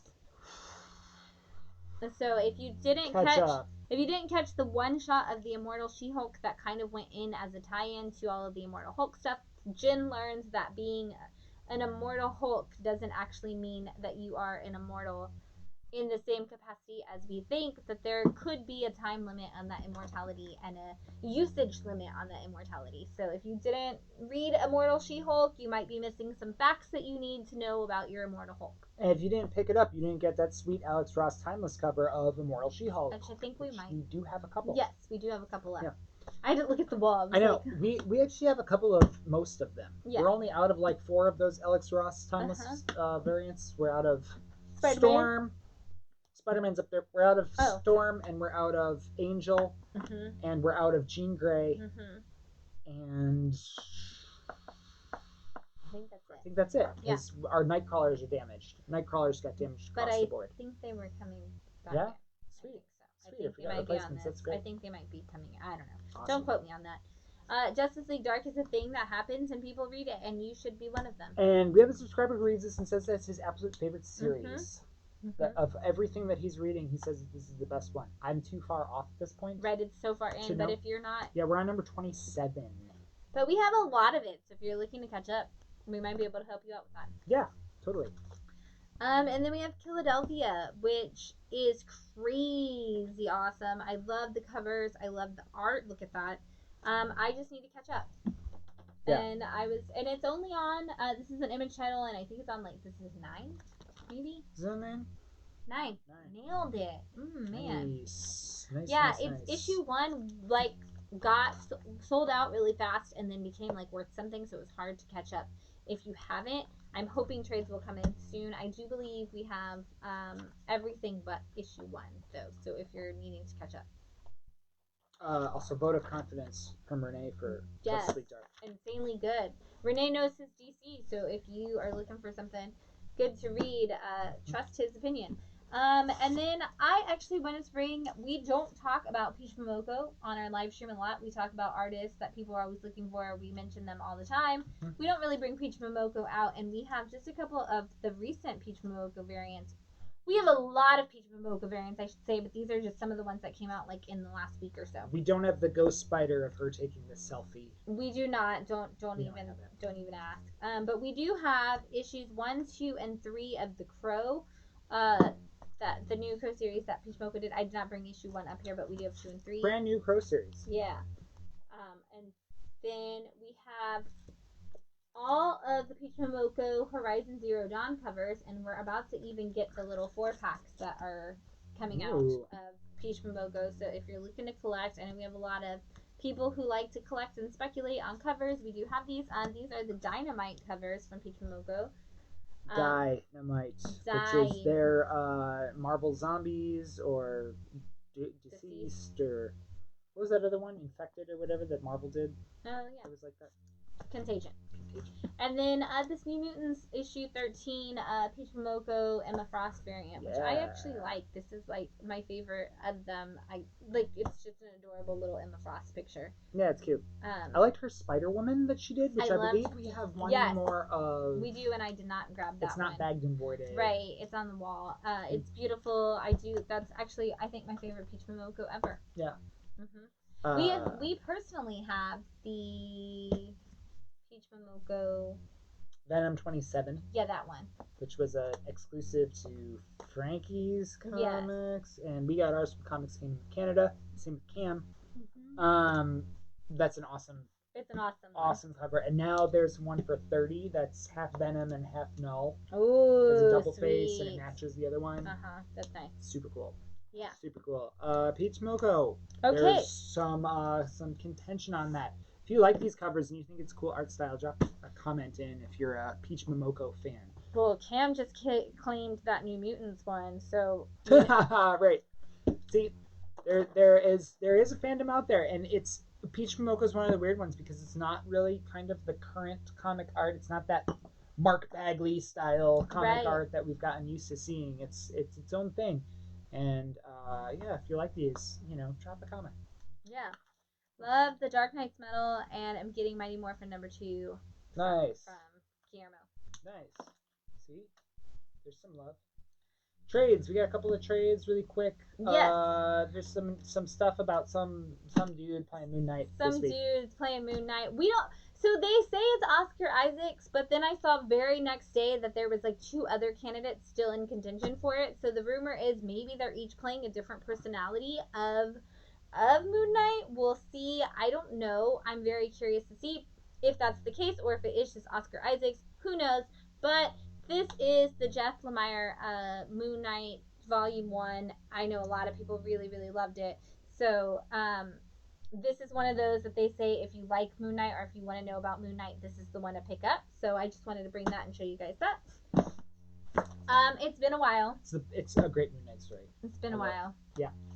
I will always and forever tell you to buy this. And since we didn't have Batgirl to show you for this, I thought I'd bring my favorite Cecil Castellucci story, which is Female Furies. If you are a fan of the New Gods, Mr. Miracle, any of those wonderful things that take place in that world, if you're even loving Deceased right now and you're like, who are all of these New Gods and creatures like that, here is Female Furies. This is all about Big Barda, Granny Goodness, and their role in Darkseid's world. It is all about the Me Too movement as well. It's not even an undertone. It is the overtone of the entire book. One thing that's a huge thing that I love about this book. A thing that I also really love about this is that it kind of throws back to classic Jack Kirby art in a lot of ways. And it's a female artist too, wasn't it? I believe so. Just to show some of this really quick. I love this dark side here. Other side. I love this dark side. It's just so reminiscent of classic Jack Kirby. If you read, is it a female artist? Yeah, it's Adriana Milo. And Hi-Fi doing the coloring. Hi-Fi is probably my favorite colorist. Oh my god, I love Hi-Fi's coloring. Stuff is so cool. If you read Mr. Miracle and you enjoyed Mr. Miracle and you enjoy the Fourth World framed in modern light, you have to read this. Yeah, I almost find it a companion piece in a different way. And it like a prequel to Mr. Miracle. And if you don't know what it's about, just to give you like a quick rundown, this is the story of Granny Goodness starting the Female Furies, and they're trying to find their place in. Granny Goodness is trying to win the place of Darkseid's right hand man, and her goal in doing that is she's going to sell off this army of women in whatever way she can possibly do that to make Darkseid think that she and her team are the best, and mostly her, but she's using these girls that she's been training since the pits to do that. And it's extraordinary, and it's such a good commentary, and Cecil Castellucci did such a good job of bringing in those Jack elements while also bringing in the modern world, while also bringing the Tom King, Mr. Miracle elements in. Like, she blends all of that together and tells an extraordinary story. And then also to bring in what's happening in the real world right now, especially at the height of this story, and just say, you know what, we're going to have a conversation about that, but we're going to do it through a world that is entirely run by the most evil of men. Yes. And what would it look like in that capacity? And it's so good. And Apocalypse is, when you think about it and you step back, you're like, wow, this is a terrible, evil place. I mean, Jack Kirby being a World War II vet. Right. A Jewish man. Fighting against Nazis. The classic, iconic Captain America punching Hitler in the face. Creating this world of essentially a Nazi-run planet. Right. What if an entire planet was run? What if they won? Exactly. What if they won? That's this planet. Split off to New Genesis. That's like an angelic planet of awesome, amazing golden beautiful future with Supertown and everything. And Bug. And the bugs who live down below the Supertown and the gods. There's so much commentary. I love Jack Kirby so much.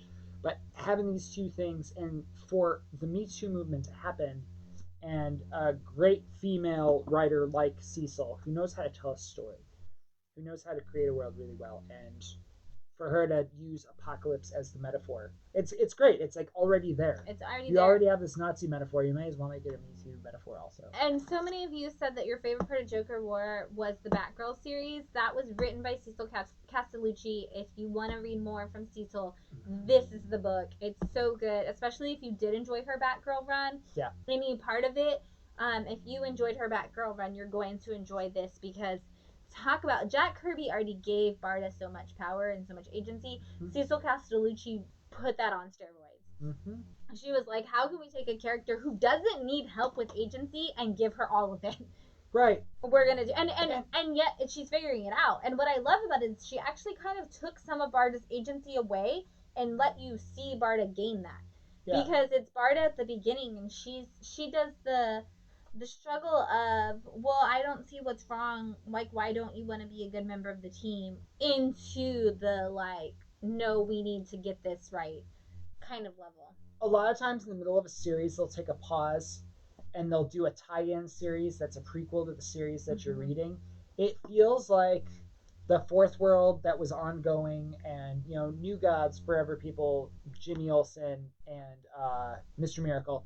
If that was going on and got to like issue 6 or so, issue 7, and Jack Kirby took a pause, right, and they wrote a tie-in series, this would have been the tie-in. If Jack Kirby wrote The War of Jokes and Riddles in the middle of his run on the Fourth World, this would be like the equivalent of it, in that like you get that backstory of like a different story and a different take on everything, but you like hear, or even like the Kite Man story, the way Tom King did. Like if you did that, this is kind of like that equivalent. We're 2 issues into Black Widow, and we just got this Ralph Macchio Black Widow story just kind of thrown in here.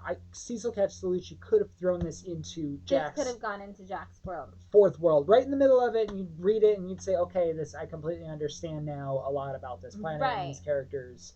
And again, the art style matches. And we're going to talk about this book all night. Right, and because the girls do get kind of pushed aside so many times that it's like, oh, well, female theories, there's these badass warriors. And it's like, Granny Goodness is the ultimate scary factor of the Fourth World. And it's like, how did this happen? Like, what is this thing? And you see it, and you see broken Granny Goodness a lot in this. Oh, yeah. You see Granny, like, really, like, why, like, you see the why behind who she becomes, because she's like, I want to be the right hand man, and she's already a terrible person. This does not teach you to identify with Granny Goodness, and that's very important to me, because I hate that we're like in this point now where we're making villain stories where we're like, let's learn to identify with the villain.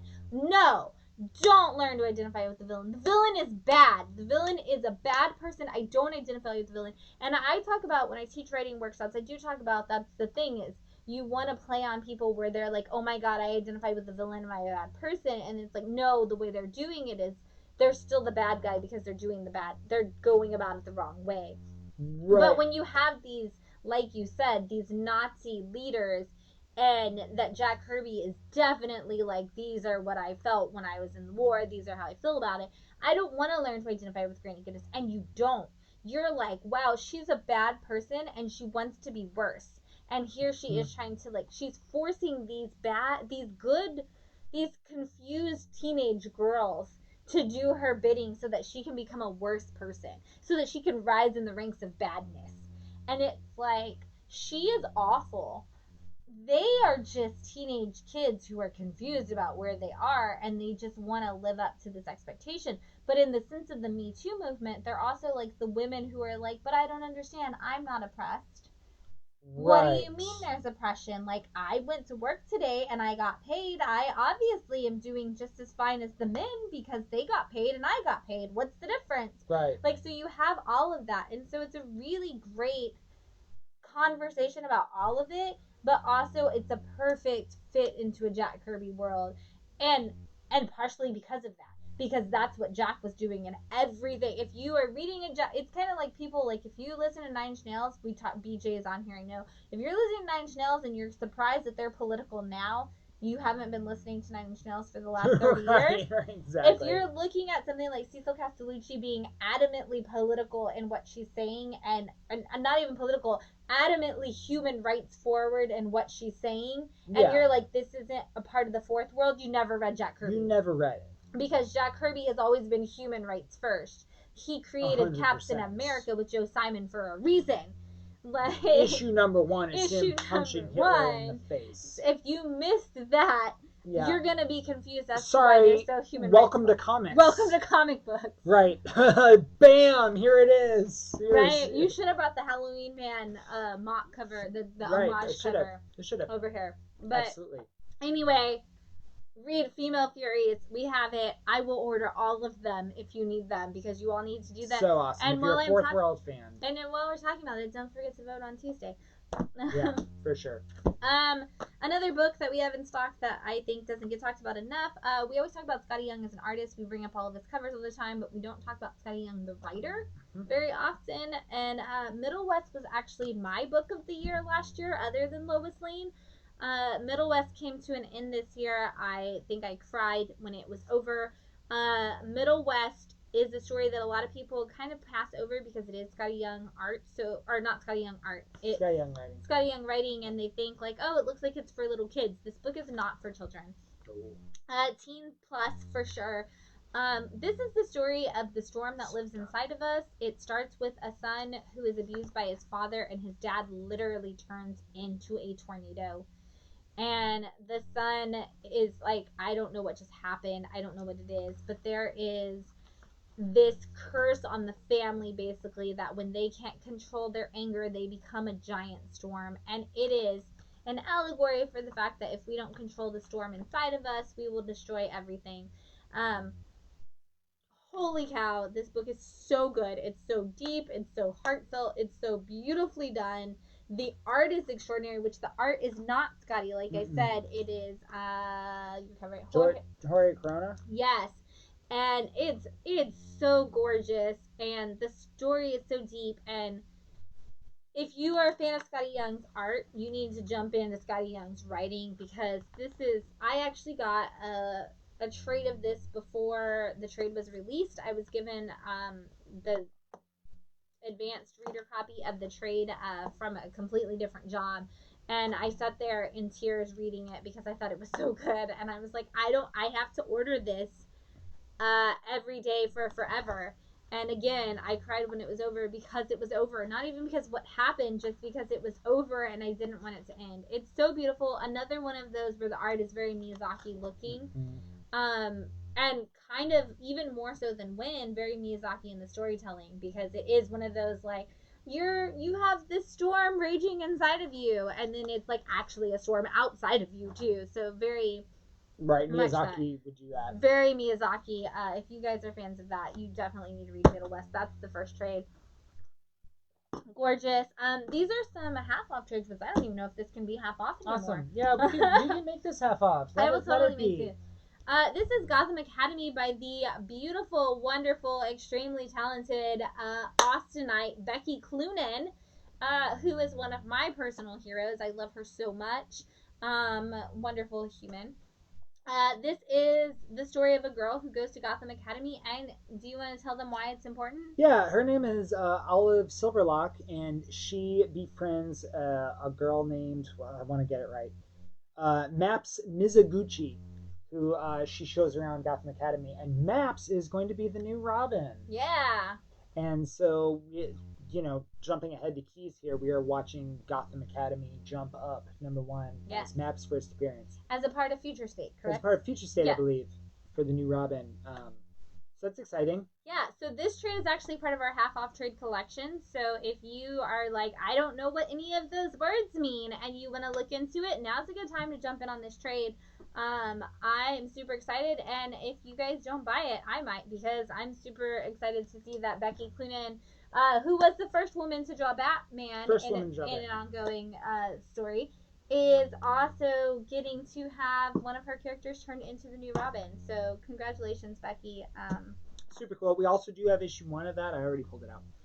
I screwed up. It's not in there. Oh. We do have issue 1 of Gotham Academy in keys, and I adjusted my keys. It's not there anymore. Well, it's not there anymore. Well, we have different keys.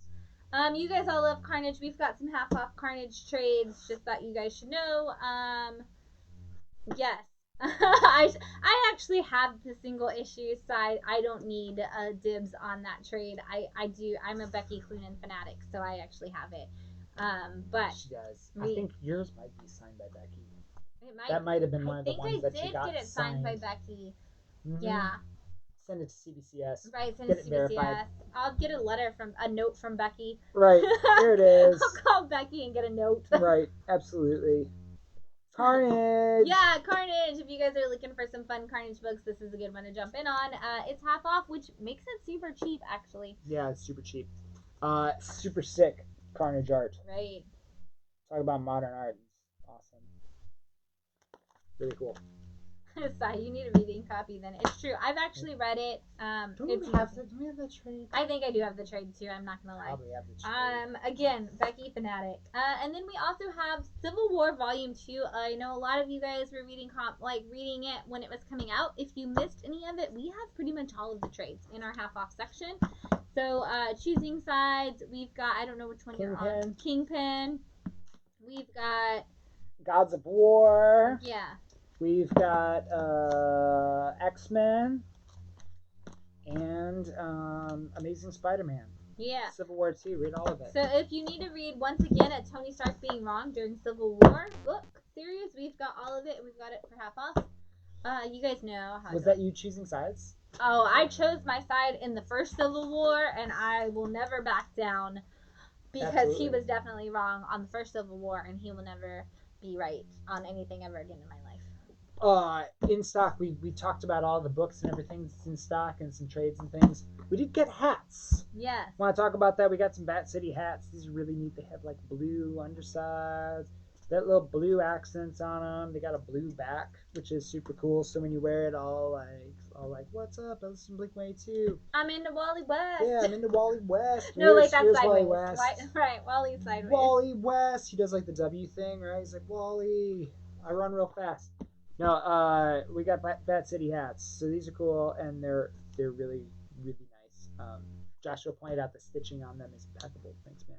Yeah, and Brian just said the hats are amazing, and Joshua said fire. Yeah, thanks for picking them up, you guys. Yeah. Thanks for supporting Bat City. It's nice to have a little Austin skyline on there too. Common Professionals, Austin, Texas. Have one.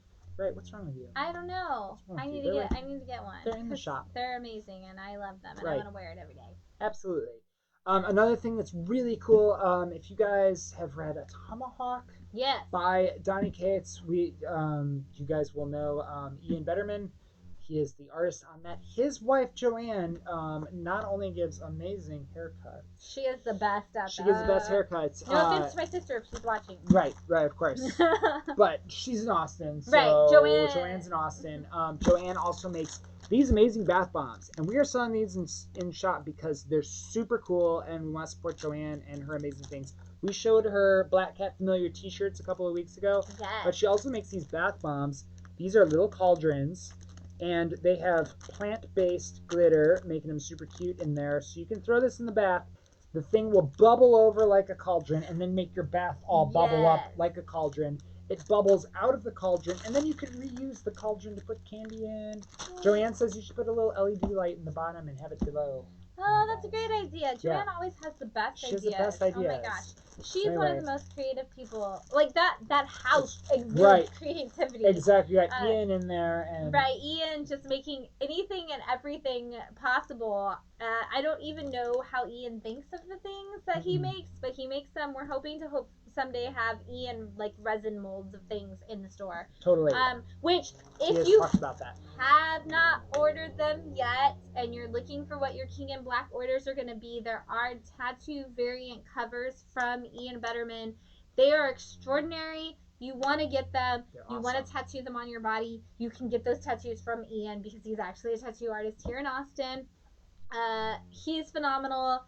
You guys definitely need to get a tattoo from Ian. He's fantastic. Shout out to this power couple, but not before me first. Right. I'm in line. Get in line. Right, you are in line. You need to actually go because he's doing them again. He's on a break. He's on a break right now. He said he's getting there. When he opens up again, I know you're first in line. I'm in line. I'm getting one right here.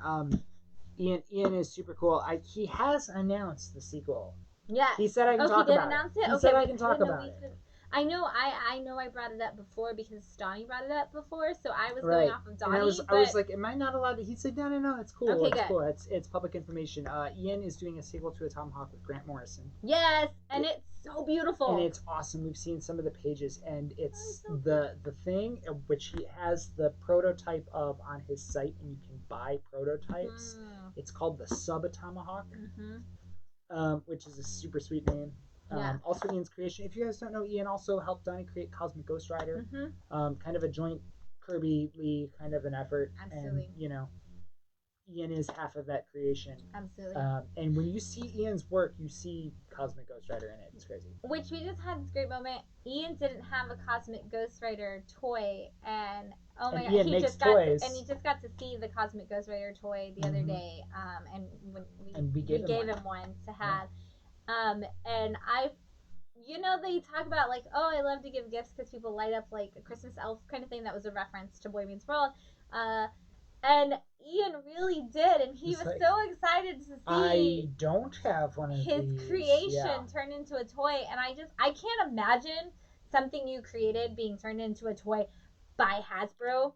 And for Ian himself to be a toy creator. Right. Because that's one of the things that Ian does. He makes resin molds and things like that. And, I was over there picking up the bath bombs, and he had it all set up on the table. He had it all on the stand and everything. He's like, yeah, dude, it came out super rad. Yeah, that's so great. I just can't imagine. Support them. Buy a bath bomb. These are not just for Halloween. There's little cauldrons. She just makes these all year round. Right.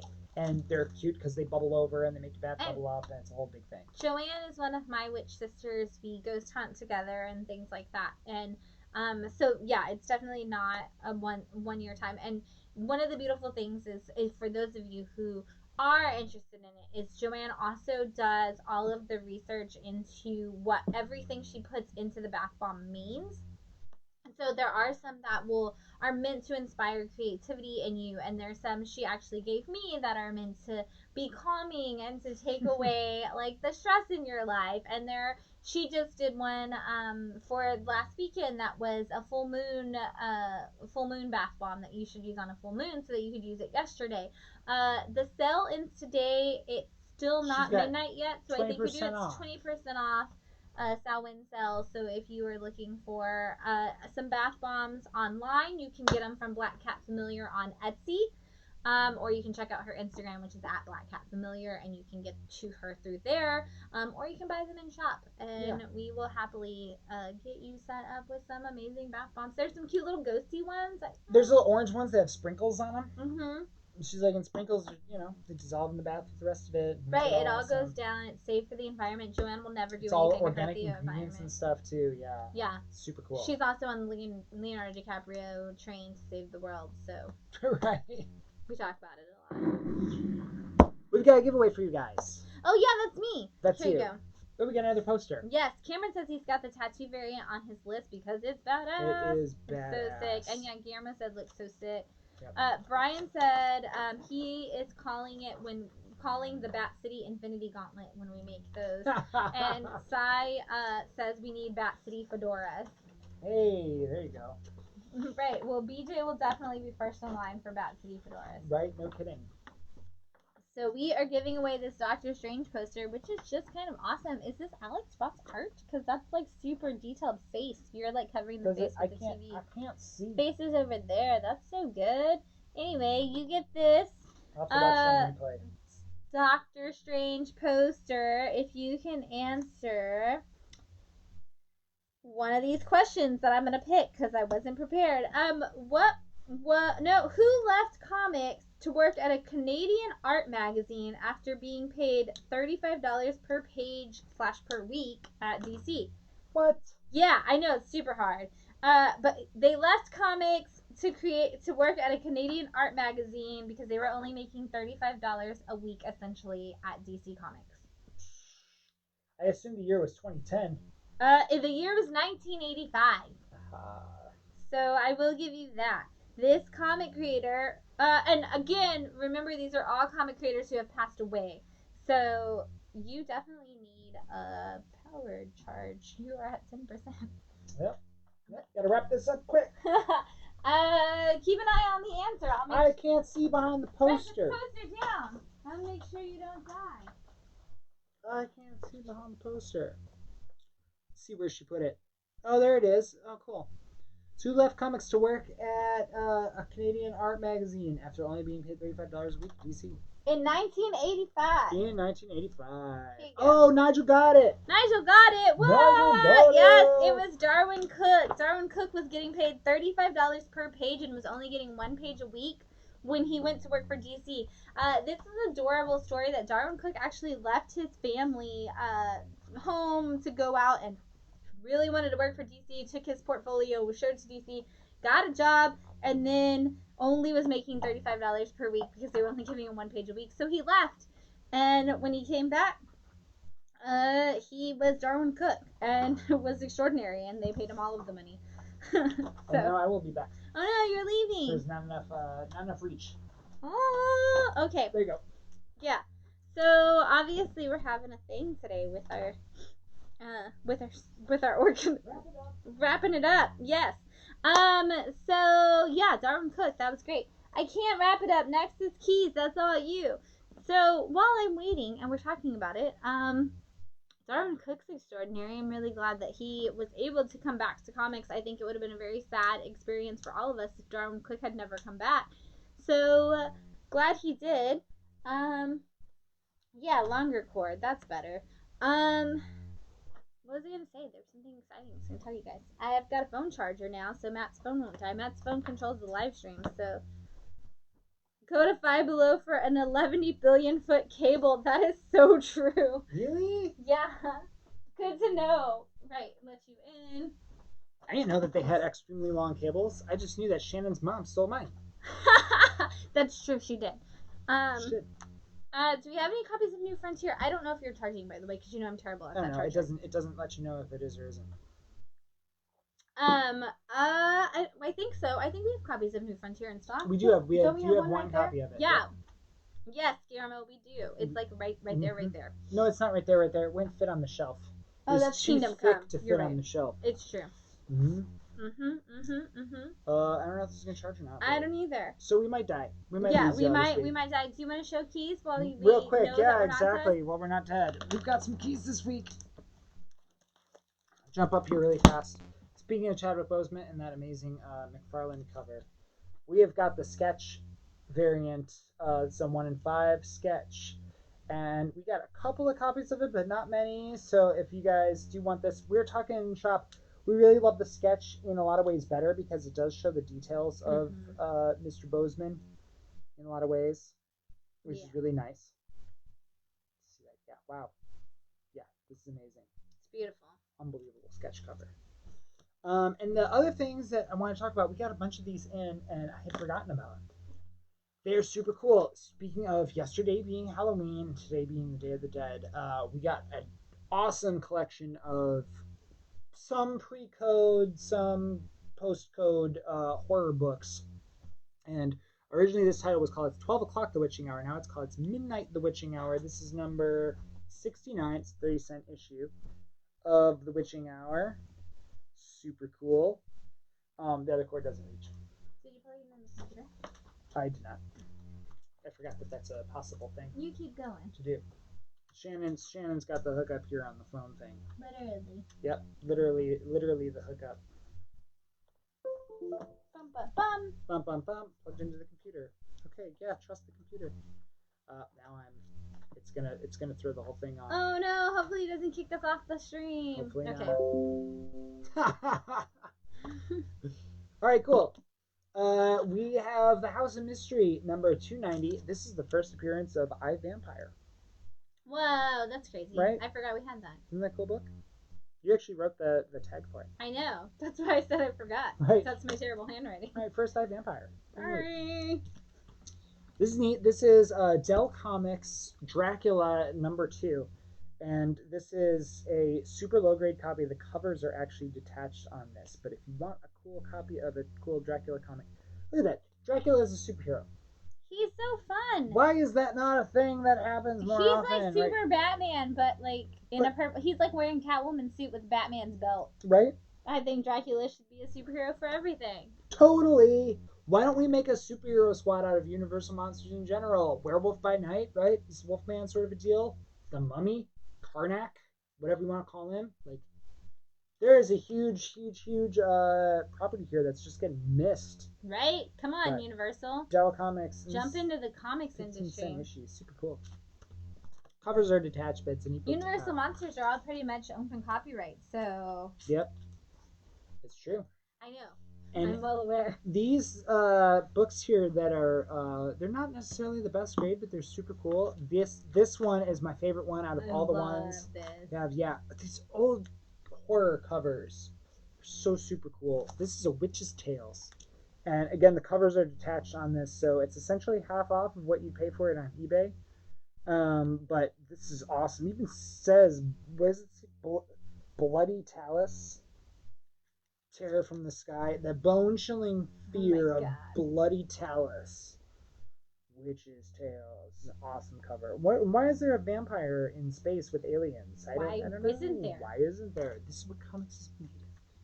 It's awesome. This is my favorite one of the whole bunch. I should have saved this until the end. About all of them. Every single one is going to be my favorite one of the entire bunch.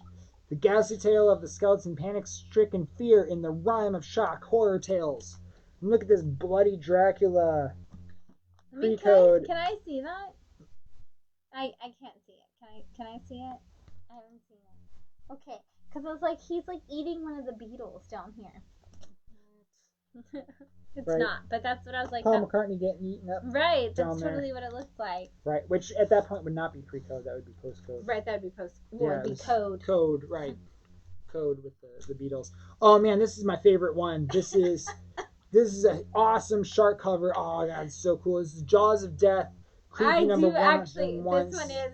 This is actually your favorite? It might be. I don't know. I'm just. You like shark covers? I love it's my shark favorite. covers. Look at this. This one's in really great shape too. Right. Joshua missed this one today when he was going all Jaws happy today. You're right. No kidding.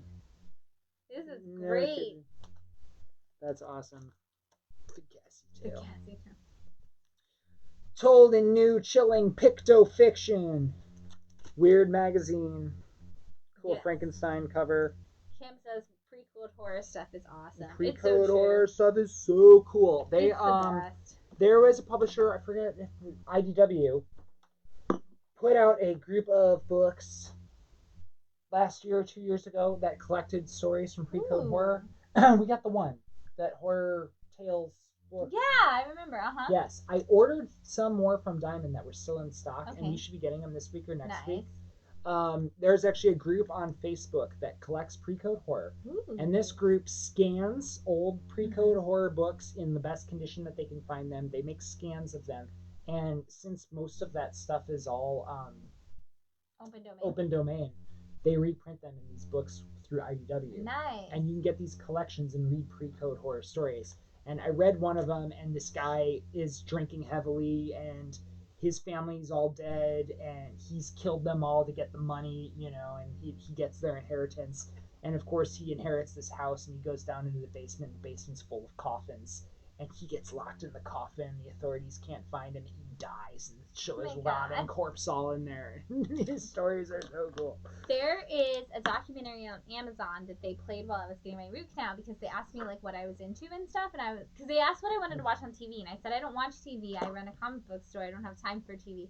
And they were like, oh, so you don't want us to pick anything? And I was like, nah, it's fine.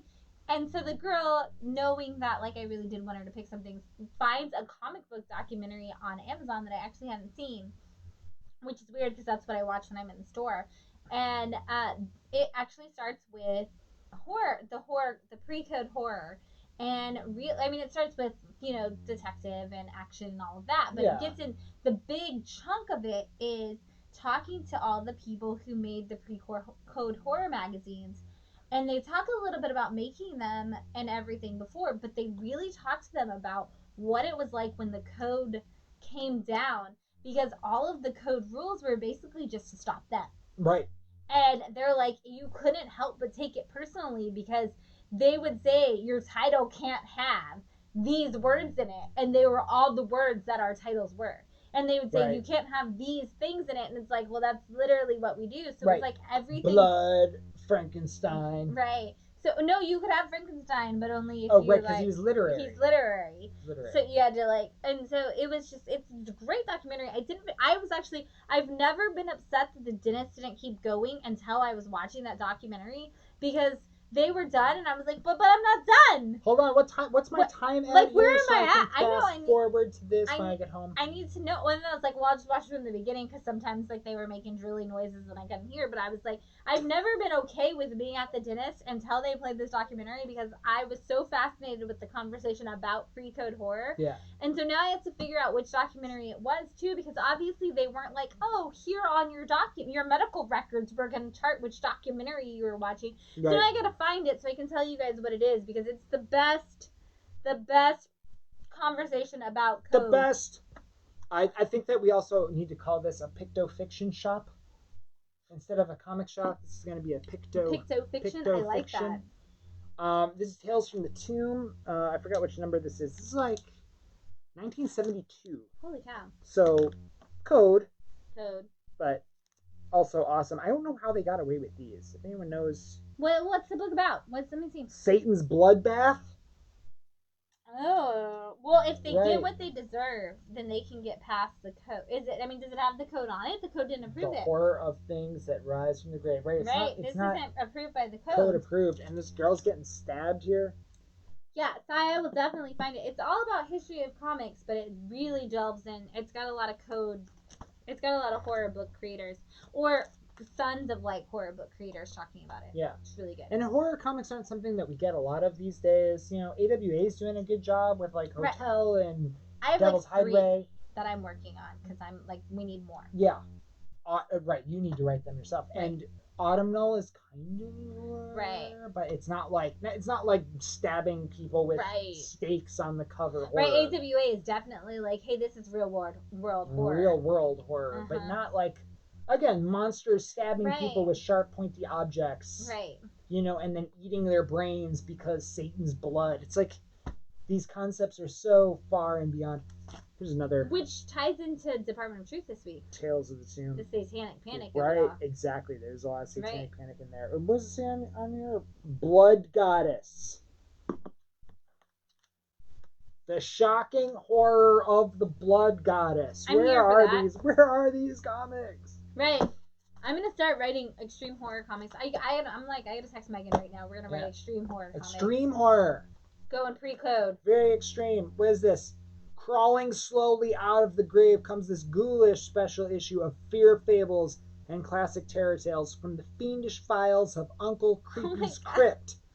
I give you warning. Enter these suspense-filled pages at your own risk. This is Spooky Spectacular, the 1972 annual. Looks like a Fangoria cover. It does. Yeah. Super cool. Super cool.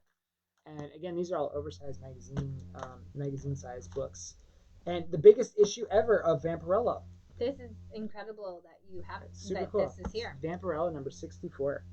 The actual black and white Vampirella magazines. Right, we don't talk about a lot of Vampirella stuff on the live stream, but these big classic issues, they're so cool to see. Yeah. I know they did some facsimiles for Vampirella earlier this year that were cool because they were the oversized magazine issues. And, they did issues 1 and 2. And that was really, really sweet, because I was like, oh, this is completely different also from what we're seeing in Vampirella now versus what Vampirella was then. But yeah, great to see like an actual one. The last one I've got here is a heavy metal magazine. I know there's a big fan base for heavy metal. And this is... Speaking of a tomahawk. Right, absolutely, which started in the pages of heavy metal. This is April of 1981 heavy metal, and the covers are detached on this one as well, but it's also just a neat issue. It's got kind of this He-Man Red Sonja thing here going on. Super neat. And so that's some of the collectible stuff that we've got for this week. Some of the keys. Again, we have the Gotham Academy number 1 if you guys are looking for one. Hot this week on Key Collector. Right, and Kim says that Vampirella is beauty, and Joshua did respond to that Jaws cover. That was so badass. Sweet shark cover. Right, we were just having a Jaws conversation today in store, and I didn't even think to be like, look at this, the beauty. Look at this awesome like right shark there, cover. And we didn't even think about it. Shark covers are actually a thing in comics. Yeah, you can look up. There's message boards. There's Facebook groups all about shark covers in comics. Mm-hmm. And there's actually an ongoing list of all of the covers of comic books that have sharks on them, and people buy them just for shark covers. I do. Yeah. I Yeah. love shark Yeah, covers. you're always like, well, I'm it's a like, shark house I'm cover, like, it's oh, sweet. this one's sweet. It's got a shark cover, and you're like, okay, and I'm like, I'm it's like, awesome. cool. I mean, I like the shark cover. Right. Which is really great with the second printing of Three Jokers, #1. It has a shark cover. It's like, does there need to be a shark biting? Yeah, but he's like just holding like a puppet of a shark. Right. It's like one of the little plasticky sharks. But it looks like kind of brutal in the same way. We had a customer today who came in and he bought that and then like a first print of 2 and a first print of 3, and I was like, dude, Right. I have a first print of Joshua's #1. family. Right. Do you want to change this out? He's like, no, that covers fine. It's like, yeah, shark cover. Shark cover. Shark cover, totally get it. Shark cover should have been the cover of #1, but you know. Yeah, Brian said, I wonder what else there's lists for. I It's true. lists for a lot of things. Shark covers are definitely a niche comics thing. Right. And I've never really fallen to any of those, but shark covers, man. Right. I love sharks. I love all of those and everybody asks this every time I say this. No, I have not actually seen Sharknado. I'm going to put that out there. You've never right seen now. Sharknado? I've never seen Sharknado, Right. but I love actual shark movies.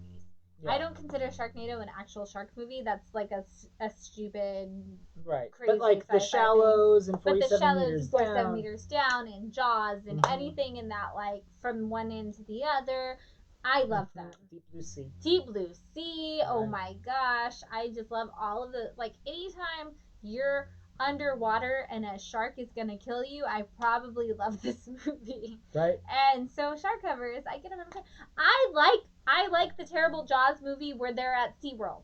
And as somebody who, my dad's best friend ran the shark aquarium at SeaWorld from the day it opened in San Antonio until just a few years ago, I have a special place in my heart for like sharks in and SeaWorld combination. So Jaws 3 is a great movie to me because I'm like, I lived that. I went to the grand opening of SeaWorld and almost fell into the shark exhibit and was like, I saw this in Jaws.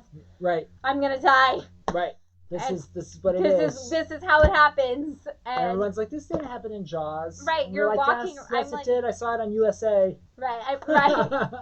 TMC now or whatever it is. AMC, one of those. Like they all play it all the USA time. gone? No, USA's still a thing, USA but now still I a think it's moved to whatever. Yeah, AMC, the one that's got AMC, Walking Dead. yeah. I think they're the ones that play it all the time. But Makes sense. Jaws 4 is way more terrible than Jaws 3, according to Cameron. Yeah. Well, Absolutely. that's I'm not actually not a fan of Jaws 2. With the whole water skiing thing and him getting caught up in the electric fence at the end and them electrocuting him until he explodes. Jaws 3 actually made more sense to me.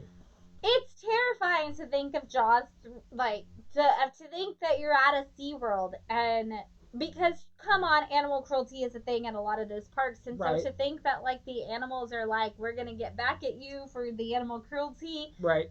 and we've seen it happen in real life. We've seen Shamu lose his shit Mm-hmm. and, like, be like, you know what, I'm a wild animal. And good on him. Right, and good on him. Good on him. And once again, I'm sorry to my sister if she's watching, because that is her biggest fear, is Shamu. orcas in general, mostly Shamu, and that's probably from living a life where we went to SeaWorld all the time. But yeah, it's wonderful. I love Jaws 3. I don't care what anybody says. It's great. And apparently Deep Blue Sea. I did like Deep Blue Sea. It's a terribly made movie, but I love all of those terribly made movies. I'm Shark sick of movies. these motherfucking sharks in this motherfucking marina. And then he gets bit. Yeah. So that snakes on a plane. Yeah. Something like that. It's something like that. Let's give you guys something. Thanks for listening to Give us them rant. this for listening to us. Cool. This is an X of Swords creation. This is the beginning, right? Yes. X of Swords #1. Yes. We're going to give you this brand new comic book. Brand new comic book. And the question is, what was Joe Sinat's first professional art job? Ooh. Mm-hmm. Which we lost him this year. Yes. And we did not talk about that on our live stream. We missed that. But that was only just a couple of months ago. I think it was in August or July. I think so. Mm-hmm. Yeah. So if you know what his first professional art job is credited as, you will win this X-Men X of Swords X creation of Swords #1. creation #1. Brian says Deep Blue Sea is the best because of Mace Windu. Oh, yes. Exactly. Right, which is your quote reference. Motherfucking sharks in this motherfucking marina. Yes.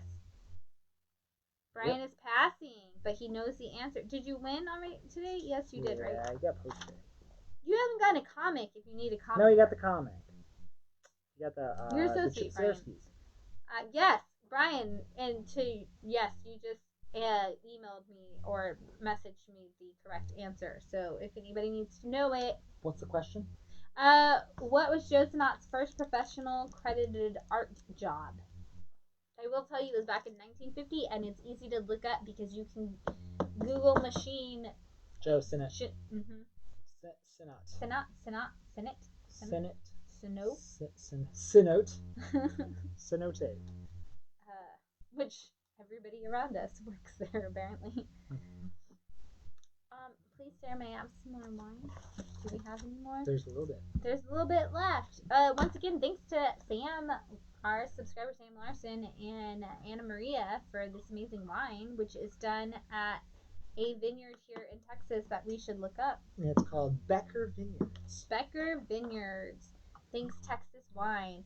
This is, according to Anna Maria, this is the best vineyard in Texas. So if you are looking for a place in Texas to go visit a vineyard, this is the one. And the question is, what was Joe Sinot's first professional art job? You can, once again, just use Google or Wikipedia if you don't know. And if you get it, you get X of Swords creation number 1, which was the kickoff of X of Swords. Brian, if nobody's going to guess, I say you just guess and you get the book. He probably has the book. No, and Brian. Right, if you don't have the book, Brian, guess. This is part 1 of 22 of X of Swords. It's a great way to kick off your X of Swords reading. It's an oversized issue, too. I love that because I have the video playing with no sound. It looks like I'm just singing like a love song to my wine because I'm like talking into it. I feel very much like Melissa from Melissa and Joey. Right. Melissa Joan Hart, for those of you who don't know. I feel very much like that when we do this live stream because I'm like, I just need some wine really fast. Give me a moment. Right, and then she gets like a giant snifter glass of wine. Right, it's huge, and she just says X of Swords is so good. Yeah. You guys jump in on this. Yeah, absolutely. And you guys comment because we had some, one of our customers, regulars in. Everyone pick a number between 1 and 10 if you don't have the book. There you go. Right, and Brian will give it to you. And Brian will give you the book. Yes, the answer is Trudy. Trudy was a member of St. John's Publications. It was a part of Mopey number 12. It was an offshoot story at the Bat. Came out in September of 1950, and it was Joe Sinot's first published art story that he did. And again, we launched Joe Sinot this year. Mm-hmm. This is our only creator, or one of our 2, I'm gonna say, creators this year that we lost. But anybody that doesn't have this book, Brian will give it to you because right, exactly. Brian got the answer, but he already has the book. Brian, if nobody comments a number between comments that they need the book, if you just comment that you need the book, Brian will give it to you because Brian is the nicest about giving away his prizes. I love it so much. It's true. I guess that's actually the best thing. Somebody shout out, I want to read this. And Brian will pass it on to you. And yeah, it'll get passed on to you. Thanks for playing along, everybody, and thanks for watching. You know, Brian it's says, a great way. And Brian says if nobody else comments that he'll give it to a kid that likes X-Men. Right. Exactly. And that's what's up. Yeah, thank you, Brian. Brian actually, he showed up this week yesterday for Halloween to get his prizes, and Matt was like, you don't have very many prizes here. I thought you won all the time, and realized that Brian gives away a lot of his prizes. Gives away his prizes, which is super sweet. There you go, Ram would like to read it. I'm going to put you down, Ram. You're getting this. There you go, Ram. We'll send it out to you, man. I got a package out to you this week. Thanks again for everything. Yeah. Yeah, awesome. That's super cool. Yeah, it's a great book, The X of Swords. First thing we got. Speaking of Ram, we got $1 book club coming up tomorrow night. I don't have a copy to show you. We don't have a copy. We ran out of copies. We sold out of copies. We sold out of copies. It's going to be a crazy book club. We don't even have one to read, so this is going to be exciting. exciting. We have to figure out how we're going to read it so that we can do this We're going to host book club without reading it. And we're going to have you guys talk. No, right. We're going to figure it out. It's Tales of Suspense number 52. It's the first appearance of Black Widow.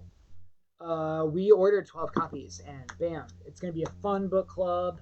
First Black Widow. We're going to talk about how she entered with Iron Man And probably why she came in Iron Man 2 Right. in the MCU. In the MCU. Mm-hmm.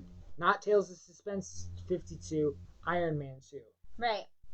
No, she did come in and Tales of Suspense 52. In the comics. Right, and then Iron Man 2, the MCU. In the MCU. And Tales of Suspense 52, Iron Man 2 in the MCU. Yes. Nice rhyme. It is. And I love her introduction in the MCU in Iron Man 2. I thought it was always fitting, and I love that it comes from Tales of Suspense, which is also where Iron Man comes from if you don't know. And if you want to know more about that, you can join us for book club. I also think that it is the best her hair ever looks in the movies. That is the shallowest thing I'm going to say on this live stream ever, but if I could make my hair look like her hair in that movie, I would be a happy human. Your hair looks great, hon. Thank you, baby. You're welcome. But her hair is perfection in that movie. So I'm a big Lost in Translation fan. Right. Black Widow's hair looked the best in Lost in you mean Translation. Scarlett Johansson's hair? You know, whatever. Just, you know. Same. Call it spade spade. Right. But I'm definitely really excited to talk about this book. I think Black Widow is one of those characters that I'm happy that they included her in the MCU, but they didn't do enough with her, and then they and yet at the same time they did too much with her. Because you all know I'm a huge Winter Soldier fan. I talk about this all the time. The Ed Brubaker Winter Soldier and the Winter Soldier movie are almost the same story, except for the fact that they overplayed the Black Widow of it all because the MCU didn't want to put more emphasis on any more of their female characters, even though Agent 13 is there and we could have easily used her. That's a sham soapbox for every live stream, not just this one. But also Chris Evans and Scarlett Johansson are BFFs or were BFFs in real life, so their chemistry was already built and they didn't have to worry about building that in. But I think it would be really great to see what everybody thinks of the introduction of Black Widow in a different costume, one we don't know. So if you haven't read the book, Tales of Suspense number 52, we're going to be talking about it tomorrow. It's going to be really interesting. You guys cannot start without me because I know the last couple of weeks you've started without me. You can do the what we're reading thing. Do we have to start at 9 o'clock? No, I just want to jump in by the time we get to the actual book because I'm really excited. So if you have last minute FOC orders, send them to me today so that I can join book club. Shannon's been joining the book club late because she does the FOC on Monday nights, which is the final order cutoff. That is our last chance to order the books that come 3 weeks later. Shannon's awesome because she does all of our ordering and subscriber management. She's super good at that. Her brain works better at that than mine does. And you're like, I'm like, nah, it works better than mine. So she's awesome at it. She does a really good job at keeping the order straight. And then we do a little switcheroo. She runs in, does the book club for a sec. I check the order. I make sure everything looks right. I might add a few here, take off a few here. And then, she runs back to the thing and hits submit on it. And it's family operations. Right. That's how it goes. Mom and pop. Yeah, without exactly. the kids. That's right. The kids are the comics. Absolutely. And all of you. And so, yeah, we'll be talking about that tomorrow night. It's super exciting. It's going to be a fun issue. Yes. We're going to find a way to read it. I'm very excited. Right. I'm very, very excited. This is actually this was one of the big ones for you this year that you've been like, I want to do this book. Well, really what I wanted to do was Amazing Adventures #1, which is the first Black Widow solo story, and it's the first Inhuman solo story. Yes. So we ordered really high on that True Believers copy.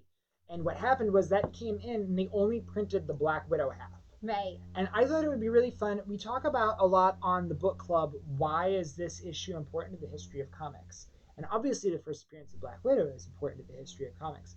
But one of the things that we've never gotten to do on a book club is one of these issues. Back in the day, they used to do this all the time. Right. You'd get 2 different stories in one book. Mm-hmm. And that's so cool. You get 2 different halves, and you can read one story, and if you didn't like the one story, you might like the other, or you like both, or you don't like either. But you get to read 2 stories, and you get, twice the bang for your buck, or whatever. I thought it'd be really fun to do one of those, and have it being the first solo story of the Inhumans, and the first solo story of Black Widow. 2 first solo stories in the same book. But they only printed the Black Widow half. It was so bad to the point where I actually just wanted to return all of them to Diamond and be like, thanks, but no thanks. Right, we don't want this after all. We don't want this after all, because they reprinted the cover. Right, and we really do love that it's the first Black Widow solo story, but we're also huge Inhumans fans, so of course we're slightly offended that you just completely wrote them out of the issue. Exactly, and it would have been cool to get an oversized book for $1, right. You know, all that bang for your buck. Would have been really great, but that said, we kind of made the last minute decision to go with the first appearance of Black Widow, which we felt could be a more monumental thing to the history of comics. And that's a big reason why we do these book clubs, is so that everybody gets kind of some education on comics history. And then you can say, oh yeah, I read that first appearance.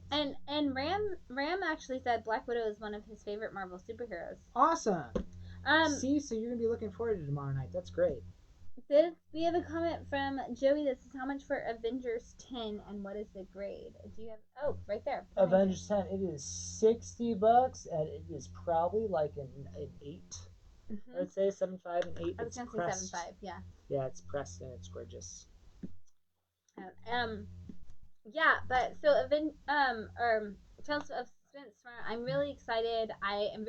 I actually, half of my Black Widow costume is here and the other half is in storage, and I'm actually very sad about that because I'm like, oh man, I should bring it all to the store because I just did the little golden book Black Widow Storytime the other day and realized that my costume wasn't here and I was upset about it. And then I was like, oh wait, half of it is here. And I could have worn it because you couldn't see the bottom half of me anyway. So when I did the story time, so you wouldn't have known that I didn't have the whole thing on. But now I'm sad because we're to Black Widow story time and I still didn't go get it. Or not story time, but book club. And I'm like, I could have worn my Black Widow costume for book club and it would have been awesome. Because it is one of my favorite costumes too. Totally. I mean, she doesn't have it yet anyway, so I guess it doesn't matter. But totally. And I like that.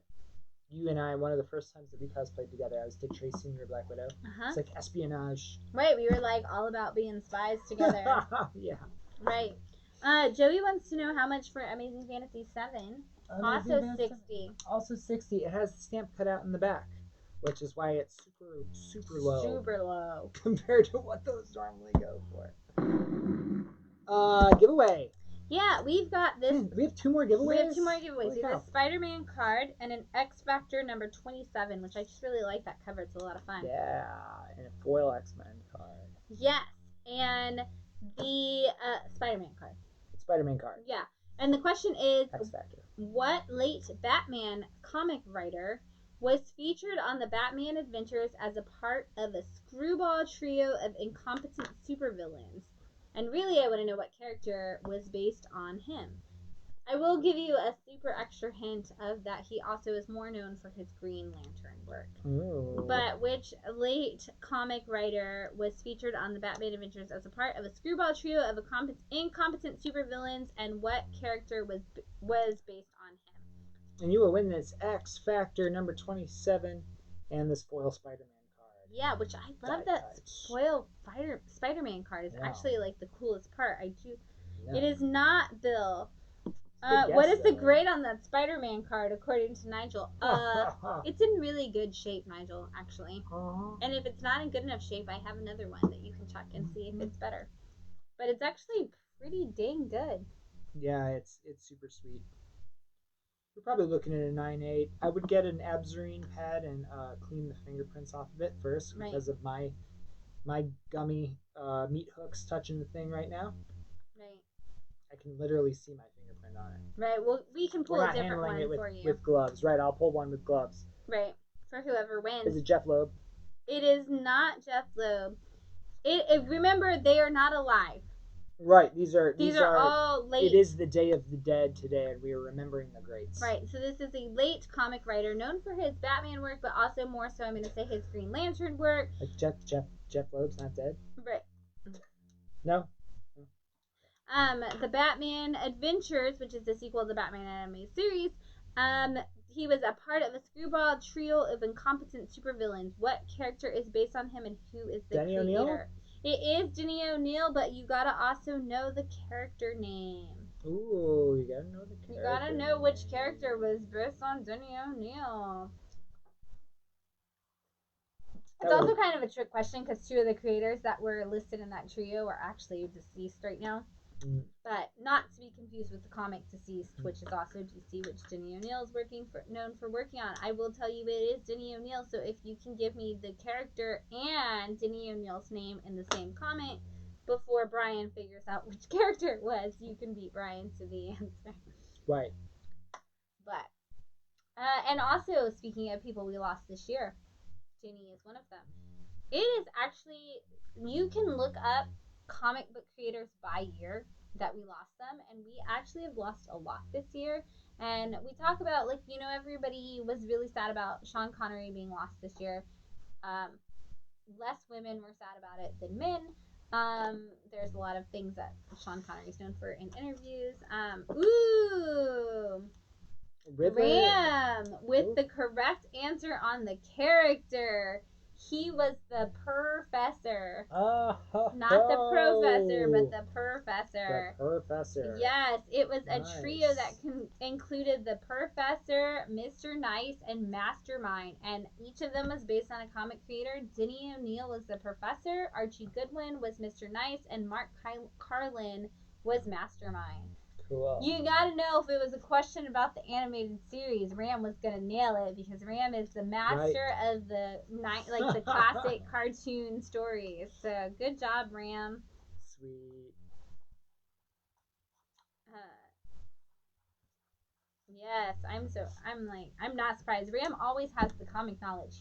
Or the cartoon knowledge. The cartoon knowledge, right? Throws it down every time On those cartoons. Yes. Comic industry news. Well, that said, great segue. Sean Connery passed away. Sean Connery did pass away. And I want to just throw this out there. If we can all pass away at 90 years old in our sleep in the Bahamas, that would be fantastic. It would be. I would like to wish that on every single person watching. I would like to wish that on you. And I would like to wish that on me. If I were to pass away at 90 years old in the Bahamas, holding your hand in my sleep, that would be perfect. Wherever you die, I'll be holding your hand. Oh, thanks, Dave. Unless I die first, in which case that's weird. In which case, I wish us to be in the Bahamas and you to be 90 years old and you to go in your sleep. Because that's unbelievable. Yeah. There's no better way. So, great man. If I had a son, I would name him Henry. Henry Jones. Mm-hmm. Mm-hmm. There's a lot of reasons for Henry. But that said, he was Henry Jones Sr. and that's my Sean Connery to me is Indiana Jones and the Last Crusade. Right. My Sean Connery is definitely the roles he played in movies, and more so than the person he was outside of them. But yeah. Right. Of course. Yes. Of course. And that's why we're talking about him on a yes. Yes. But that said, so that was a big thing this week. Halloween was this week. Yes. That was the comic industry news. Two things. Yeah. One, Joey wants to know if you'll do 100 shipped on both. Joey, send a message to the thing, or Matt will send, so Matt can respond to you afterwards on whether or not he can do those. We'll so yeah, send a message. Brian said, "I'm gonna hold your hand, a la The Notebook." That's sad.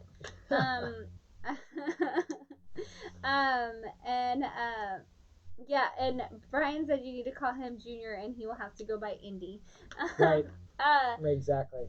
But yeah, those were things that happened this week. But comic book industry wise, you were a part of a conversation earlier today, and I really want to bring that up. And I know a lot of times people are like, "Oh, you guys talk about Donny Cates a lot on the live stream," and it's true, we do. But he is also the #1 comic book writer in the world right now, so deal with that.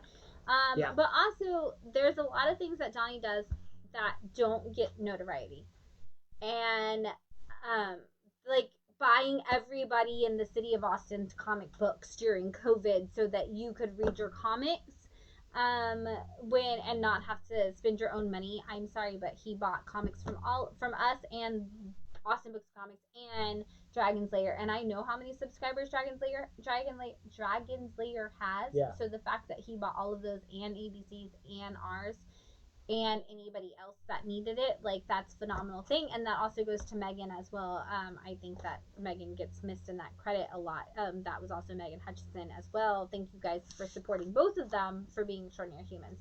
But there was a conversation on Twitter today that you were a part of in regards to the fact that Donny is doing He's doing a 1 in 500 variant for King in Black. And he's doing the art for it. He did the art for it. Megan did the coloring on it, which is extraordinary.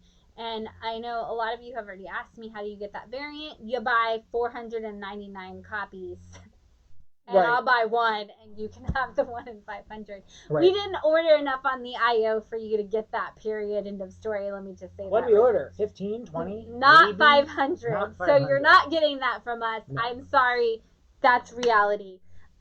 It's great. But that said, you were part of this conversation because there was the conversation about whether or not Donny Cates should be allowed to do comic covers at all, because he is a writer, not an artist. And this gentleman said that by a writer doing a cover, you're taking away business from a writer, an artist who could have gotten the job to do that cover. Mm-hmm. And this has been a very common thing in the industry. We saw this with the on sale Wednesday variants. The Marvel variants. And a big thing that Marvel does, and we all know this, is they put out a lot of variants. Normally, Marvel puts out 3. They usually do an A, B, and C. Like most of the time, on average, it's an A, B, and C. When they did those Marvel Wednesday variants, it was a cover D. It was an E. Or an E. Mm-hmm. Exactly.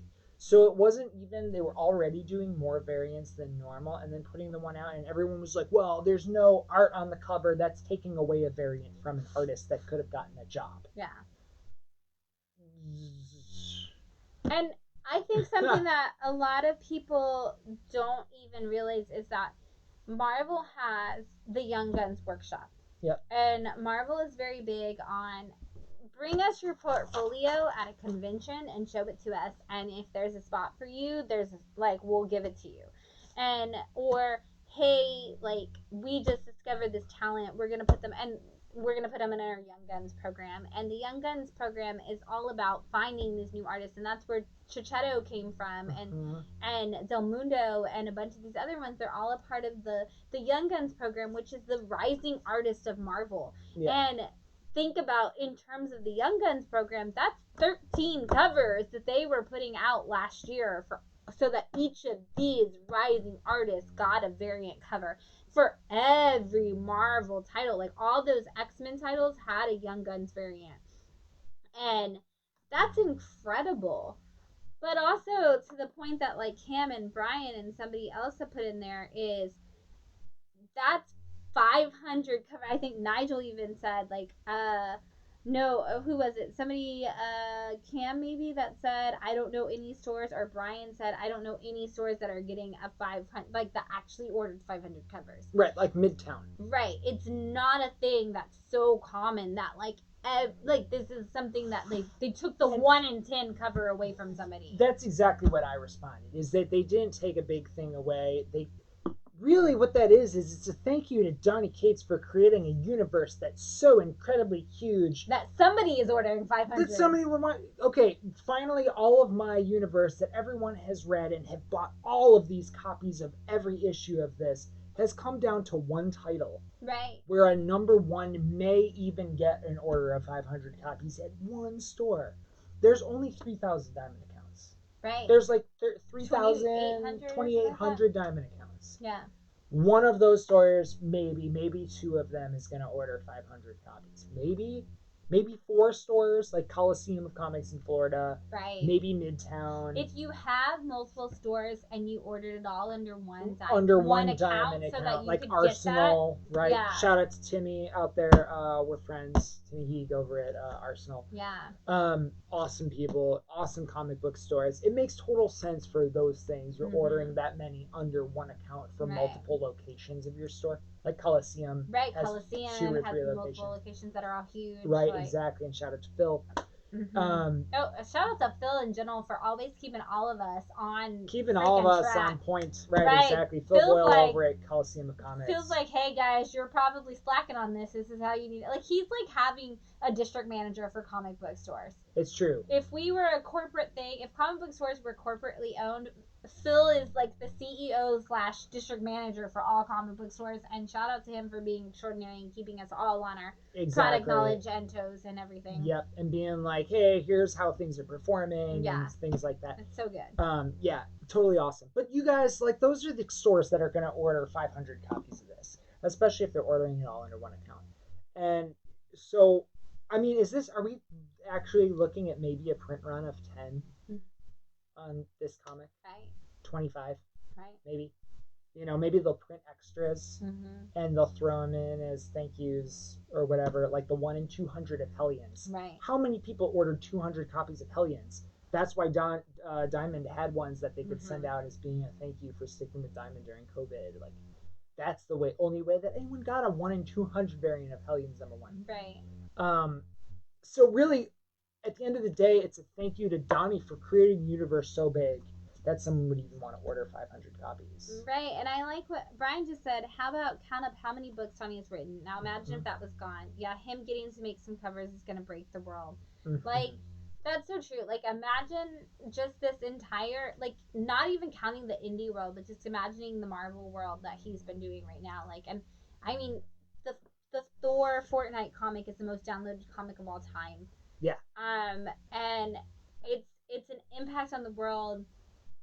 It's an impact on the ever-changing world, and he's doing that in all of those different places, in his indie work, but in his Marvel work. And for Marvel to say, like, do this and we'll give it to the stores that actually order this, because there are stores who are going to order 500. That's insane. A 1 in 500 variant is, I can't even imagine that there's a store that orders 500. That's so incredible. What would we do with 500 copies? The other thing is there are probably stores that have customers who order 100 to get 1 in 100 variants, and they might have multiple customers who do that. You know, it's like, oh, we have 11 customers who are ordering 100 copies to get 1 in 100. And Renee said if it wasn't for the writer, the artist wouldn't have anything to draw. Donnie's doing a cover, not the interiors. So, yeah, and Brian says, if someone wants to buy a cover from the writer, then buy a cover from the writer. Exactly, buy what you like. Yeah, like, buy what you like. And, you know, I hope you love, like, I love you, hope you love it all. And it's so, and it's a cool cover. And it's a cool cover. Right. It's very Peach Momoko. It's actually very Peach Momoko. And I always like when Donnie draws. Yeah. I know we have one of his Venom covers. He also drew something for us one time, which was great. And I have that on my phone, and it's wonderful. And I love when Donnie draws, because Donnie is a better artist than Donnie gives himself credit for, and it's always fun. In general, like when the artist is like, this is because it's in their head, and for them to like spill out what is actually in their head is great. I love seeing Tom King's stick figures that he draws his commissions on people's stuff and then writes little speech bubbles on them. I love when Tom King draws. It's so wonderful. Cool. And there's just something about that. And again, talking about this being a medium. Yes. To bring it around back to the beginning of our discussion tonight. This is a medium. You have, like, when you get artists who write, like Middle West with Scotty Young, and then you get writers who draw, cross over into those mediums. Right. Play around with it. Have some fun. Right. And then you get the Chelsea Canes of the world who are like, I'm going to bring in all of the different mediums together because this is what I can do in this world. I can play with all of it. The medium is adaptable to whatever I want to do with it. And I'm a writer, and I'm going to say this is a magazine. Right. Let's make a magazine. And then bring graphic art into it, magazine art. It's so much fun. And I love being able to play with this as a medium.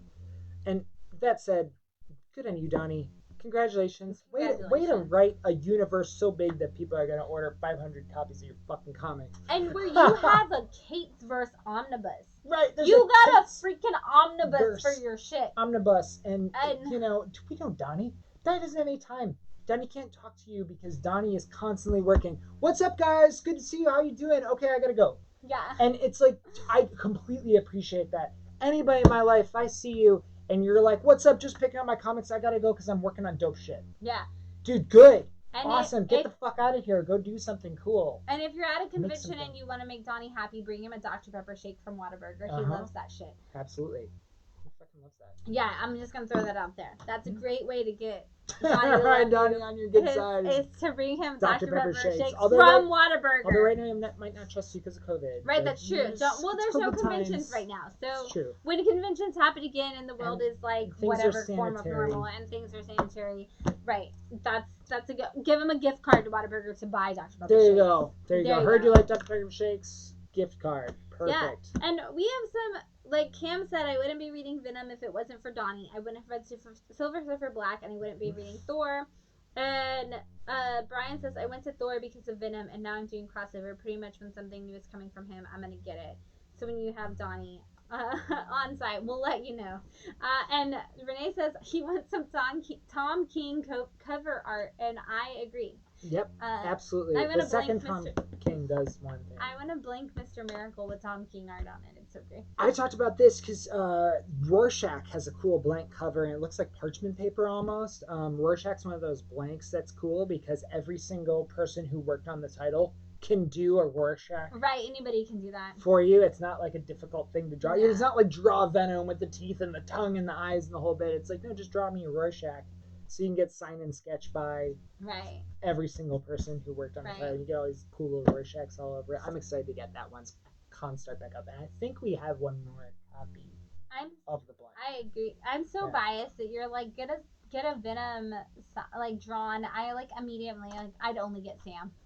Like Sam De La Rosa would be my, if I was gonna Mark Bagley. Right, and Mark Bagley. But I love Sam so much that if I had a blank Venom of like at all, I don't even care what cover it is. I don't care which Venom it is. If I have anything Venom at all that I'm ever gonna get drawn on, it's gonna be by Sam, just because I think he's the best person. And he also has his own superpower that he's able to be in more than one place at the same time because he is at every single convention that you will ever go to ever. And I know a lot of you guys have come into the store and we've talked about Sam De La Rosa. And it's like, yeah, I met him. It's like, yeah, everybody's met him because he's at every single show. He's so weird. Being super nice to everybody everywhere he goes. I've never once met somebody who said, oh, I met him and he was a jerk. Because I don't think Sam has it in him to be a jerk. Him and Charles Soule. People are like, I met Charles Soule, he was so nice. I've never heard anybody say, any in or out of the industry, I've never heard anybody say anything bad about either of them. So if you have bad stories about them, don't tell me because I just like to live in this world where they're both. I have not met Sam De La Rosa. Well, we'll work on that. You were at Fan Expo Dallas, Brian. Right. And he was next to Joe Rubenstein. It's true, he and was. We bought him a poster. We bought him a Lethal Protector poster, and because we had him sign our poster, and he's like, where'd you get this poster? We're like, at that booth over there. And then he gave us money. And told us to go buy it for him. Because I've known Sam for years. Yeah. That's not, like, let me back right, it up. Right, back it up. Sam didn't just give, like, random people money. Right. Sam did an event for a store I used to work for a few years back, and I would trust this black cat. And so Sam and I have, Sam also he's also from San Antonio, so we bonded over the fact that he's the same age as my stepdad. He had the same experience, except it went well for him and versus what my stepdad had. They're the same age, and so Sam and I have a history of being friends, and and so anyway, he did not give strangers money and say go buy. He is not going to hand you money over the table and trust you to go buy stuff for him. Right. But he did give us money, and then we handed it right back to him with his poster, and we were like, we're not gonna charge you. Thanks for being amazing. Right. Thanks for creating something, like working on stuff that people love. We love to sell Lethal Protector. We love to get people into it.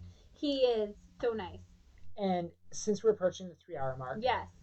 Thank you guys for watching so much. Last thing is, of course, there was a Halloween Comic Fest this year. I wore my t-shirt from last year, which was our 1-year anniversary of opening this store. It's cool. We've been here a year, and it has changed a lot, especially being closed down for 3.5 months of that or whatever. We are the kind of people who don't know how to sit still. You know that if you know us, everybody who watched this live and have watched this live stream where we got up we get up all the time, and we have more stuff that we're like, oh my god, this is incredible. If you've ever been in our store, you know that we can't sit still for 5 seconds. And COVID gave us the opportunity, to change everything and come to the shop every day and work. And we've had incredible people. Shout out to Jeff Madel and Billy Martinez and Josh Finland, who have been here multiple times throughout this time to help. just get more comics out and change things. Stamp bags and boards. Right. Put those together. Jeff, we call Jeff things. and we tell him we're gonna move the entire store around, and Jeff's like, "Cool, I'll be there in 5 minutes. Should I bring beer?" Right. And the answer is always yes to that, for one. Always. But for two, it's just incredible and wonderful that we've had so much support during this last year. So many of you guys knew Matt and I from before this, and knew Stan from before this, and have said, I want to just support you guys in whatever you do, wherever you go, I'm there, and we appreciate that. You guys are definitely the family that we are building for ourselves. We love it from day one, being there and supporting. To all of the people who came out last year on Halloween Comics Fest and cosplayed at the last help kids trick or treat, then there were kids to trick or treat. At the beginning, I definitely appreciate that. For all of you who brought your kids out to trick or treat last year, thank you for that. For every person who has subscribed in the last year, you guys are extraordinary. For all of you who have come in at over the course of this last year, we talk about all the time how there is an extraordinary level of kindness from all of you. This level of acceptance and wonder and magic, and so many of you who are like, I love comics, and the fact that it taught me to be a superhero, and that it taught me to be a good person. And you guys have just lived in this wonderful world and have welcomed us into it, and have continued to be a part of growing this mission of helping kids learn how to read, helping kids learn how to write, helping kids learn through comic books, helping people understand that the world is bigger than the view outside their own window. You guys have all been a part of that, and we thank each and every one of you for everything that you've done in that capacity, and would like to tell you, just wait. It's about to get even crazier. There is so much on the horizon that I can't even say yet. Yeah. Yep. So much in the planning. It's coming. It's about to get big, and it's gonna be extraordinary. And each and every one of you are gonna be a part of it. For all of you, the people like Cameron and who just bring their own personal collections to donate to children because you understand the mission and the value, and those of you who are like Sai and BJ, I just want to tell you that we gave some of those costumes to families who needed costumes. Thank you for bringing donations of costumes that you were able to get for kids. We were able to help people's Halloweens include more costumes yesterday. There is such Sai, thank you for getting the Bernie Sanders people to donate their water to us. There's so much that you guys have done to build the community and the family of this that it's extraordinary. Using this place is not only a comic book shop, but as a community center that everybody can get together. You're in a safe space to talk about the things that you love. You can pull up a stool and have a chat with us, have a conversation, talk about the things you love, and feel like you're in a space that you're welcomed. Yeah. And everybody, again, it takes a village, and you guys have all been awesome. Thanks for watching these live streams every week. Absolutely. No Halloween Comic Fest this year, but we do have free Joker and Catwoman masks in shop. Yes. Those are on the table. There were a couple of Halloween Comic Fest exclusives. We got a Halloween Comic Fest exclusive Deadpool zombie statue. Yes. Zombie Deadpool bust. It's a Halloween Comics Fest exclusive. And there's a Halloween Comics Fest exclusive pop, but we sold that. Yes. But Halloween Comic Fest didn't happen this year. We still have tons and tons of free Comic Book Day comics, because those came out all the way up until September 7th. If you guys want any free Comic Book Day comics, I think we pretty much have all of them. Shoot us a message. We can get those to you. Mm-hmm. If there's any that you're missing that you wanted to have, DC never put any out. Right. If you're looking for the DC ones, they didn't actually come out. They didn't do it. But that's okay. Yeah.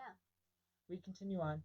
But again, thank you all of you. Thanks for watching this. Thanks for coming to book club on Monday nights. At 8:30 on Zoom. At 8:30 for now. On Zoom, right, exactly. And tomorrow night, Tales of Suspense, number 52. Just 2. And one more giveaway for the evening so we can get out of your hair. Almost midnight here. we have, this is cool. This is an Amazing Spider-Man, number 49, brand new issue, legacy number 850. This just came out, and it's the Green Goblin cover. I can't believe you're giving this one. I know, I'm super kind. As Ram just said we're very kind. I'm just gonna say. So are you, Ram. Yeah, Ram, your beautiful heart. Yep. It's wonderful. Thank you so much. And yeah, Brian said it was 2 kiddos. Thank you, Sai. Yes, thank you, Sai, again for helping that happen. The question is, which 3 late comic creators were the inaugural inductees to the Eisner Awards Hall of Fame? You have to give me all 3. It was the inaugural inductees. Which 3 late comic creators were the inaugural inductees to the Eisner Award Hall of Fame? All 3 answers. When you go to San Diego Comic-Con, they have an Eisner table, and you can just get all of the things that were Eisner nominations. You can just get a bunch of Eisner books for free. It's wonderful.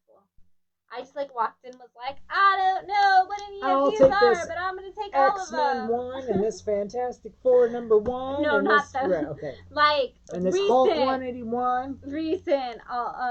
It's like that right, year's. Like Mr. Miracle, it's like that year's. And then they have a bunch of actual Eisner, Will Eisner books. But anyway, cool. You get, tell me which 3 late comic creators were the inaugural inductees into the Eisner Awards for the Hall of Fame, and you get this Amazing Spider-Man 49, which is also Amazing Spider-Man 850, if you are confused as to why this is a special tribute of issue. Legacy number. We'll have to discuss legacy number 1. Right, that's a big thing that we need to know. If you know this, you get this book. I'm actually really excited. It's an interesting question because that is the first year that the books went from, or the awards went from the Kirby Awards to split into the Eisners and the Harveys.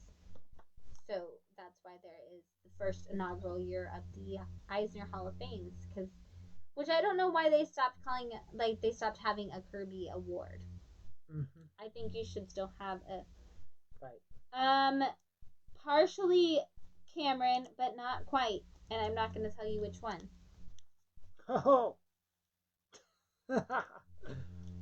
This is a nice book. This is a difficult question. This is a nice book. Brand new, nice book. Right, a brand new $10 fancy Spider-Man 850/49. And Green Goblin cover. I love that the comic stores were like, oh, we have Amazing Spider-Man 49, which is also 850, and it's a big anniversary issue. And then the next issue is Amazing Spider-Man 50, which is an anniversary issue and a big deal. Right. And so it's a huge thing. But this is the oversized one, though. This is the oversized one. Yeah. 50 did not. They actually did not end up doing an oversized one for 50, but they did do a couple extra variant covers. Yeah. So. Yeah, this is a cool one, though. It's got a gloss cover too. Right, but it's not cardstock. Right, it's not a cardstock cover. Which was interesting. The most interesting thing is that they did a gloss, soft cover for the blank. So the blank can only be drawn on with, I guess, Sharpie or pen or something. But fingers are gonna gum it up. Do Copic markers work on gloss? Is the question of the day, because that's what most artists use for their commissions. Right? I don't think so. I don't think so either. It would just have to be a Sharpie remark sort of a deal. Oh, so I would like a repeat of the question. Which 3 late comic creators were the inaugural inductees to the Eisner Awards Hall of Fame? I will tell you that was in the year 1987. Oh. That was the inaugural year? That's the inaugural year of the Eisner Awards. 33 years of the Eisners. Right. So it's not Chip Zdarsky. Right. If you were going to guess Chip Drunk Zdarsky. Chip Zdarsky. Right. It's that's 3 words.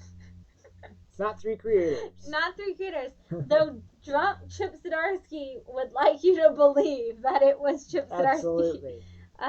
I love that that's Chip Zdarsky's speech every year is done drunk. I love that Chip Zdarsky is the only person who works for the mouse that's allowed to be drunk.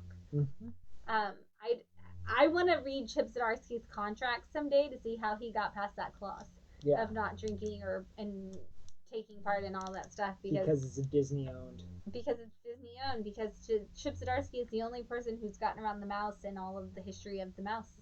Right. And so I want to know. Want to know how he's doing it. I'm going to seal this Yes. so that this is never touched again. But if you can tell me which 3 late comic creators were the inaugural inductees to the Eisner Awards, it is definitely not any of those humans, BJ. I'm not even going to repeat their names out loud. Although that's a great answer. And I love all of the immediate laugh reacts. Guys, you can actually Google the Eisner Awards and it'll tell you in order who the inaugural or Right, who hello. the Hall of Fame inductees were. Hello, aren't you on computers? Right, maybe. Phones? I don't know. I guess you're on phones. Right, probably phones. I'd be on my phone. I'd be on my phone too. I only watch live streams on my phone. I used to watch the Midtown one on Wednesdays on my computer at work. And my headphones were too short, and so I would move to like work, and I would lose it. All right, give me all of them, Sai. All of them. You gotta give Cool all book. 3 to get them. Cool Oh book. wait, I think Joey got it. Yes, Will Eisner, Jack Kirby, Carl Barks. Yes. Bam. Yes. There it is. So Joey Fink, this is your comic, and Cool. I know we have a message from you, so when we answer this, we will talk to you. 49. Awesome. Yes, Will Eisner got inducted into the Eisner Award Hall of Fame, which is kind of funny since it's his Makes name. sense. It would make sense that he would be in the inaugural. Mm-hmm. And then the other one being Jack Kirby, because it was the end of the Kirby awards turning into the Eisner, so it made sense that those were the 2 of the 3 people that got the inaugural year. 100%. Also, I think Jack Kirby should just be in all of the Hall of Fames. Everything, yeah, he's like the number 1. It's like right. putting the Beatles in a rock and roll. Right, like thing. if you're gonna start a rock and roll thing, you gotta Chuck Berry, right? Right, you gotta put these people in it. Jack Kirby, Right, belongs Robert Johnson. Of it all. Yeah. Like the one who makes the most significant impact. Right, absolutely. That is the Jack Kirby of it all. Exactly. Have a great week, guys. Thanks for watching. Again, we've got book club tomorrow night at 8:30 on Zoom. Talking about Tales of Suspense, number 52. Yes. First appearance of Black Widow. Yeah, thanks for watching, and we will see you guys next week. Same bat time, same bat place. Yeah, this one. Otherwise, Have a great week. all's good. Yep. Don't forget to honor those who have come before us. Today is a great day. I know it's midnight. There's still time. Light a candle. Say thanks. And honor the people who have paved the way for what we're doing, whether that's through the industry or in your personal life. This is a great day to do that. And if you don't understand what the purpose of the holiday is, watch Coco from Disney. It is a beautiful, wonderful tribute to why we honor our ancestors and the people who have paved the way for us. And if you haven't done it already, vote on Tuesday. If you have done it already, vote on Tuesday. Because who knows, it might not count. At least give it a try. Give it a try, see what happens. So we're not encouraging voter fraud. Vote. Just go vote. If you haven't voted on Tuesday, please go vote. Remember, the best thing you can do is use your voice. Black Bolt has taught us, if there's one thing any superhero has taught us, it's that Black Bolt has taught us that our voice is the most powerful weapon we have. Use it, make a difference, help your community, do what you think is right, make a difference in your world by using your voice. Do that on Tuesday. They can't kick you out once you're in line. Get in line before 7 p.m. and they have to wait until you get through the line to vote. Do not get out of line. The lines are going to be long to vote. If you're in line by 7, they cannot kick you out by law, American citizens. And it's going to be fun. Approach it like you're getting in line for a roller coaster. It's pretty much the same thing. Yeah. Get in that line. Be like, man, I'm going to have some good times. I'm going to meet some cool people. Friends. Right. Bring a snack. Why not? Make a thing out of it. If it was legal, I'd bring beer and hand it out in line too. It's not. Don't do that. Right. So, early voting. Take your show extra up Halloween again. candy, though. Give that away. Show up again. Bring beer. Make a whole thing out of it. No, I'm just kidding. Don't do that. But seriously. Go vote. Seriously. Do your part. Super cool. And maybe we'll see you next week. Yeah, absolutely. Yeah. Absolutely. Have a great week, everybody. Thanks.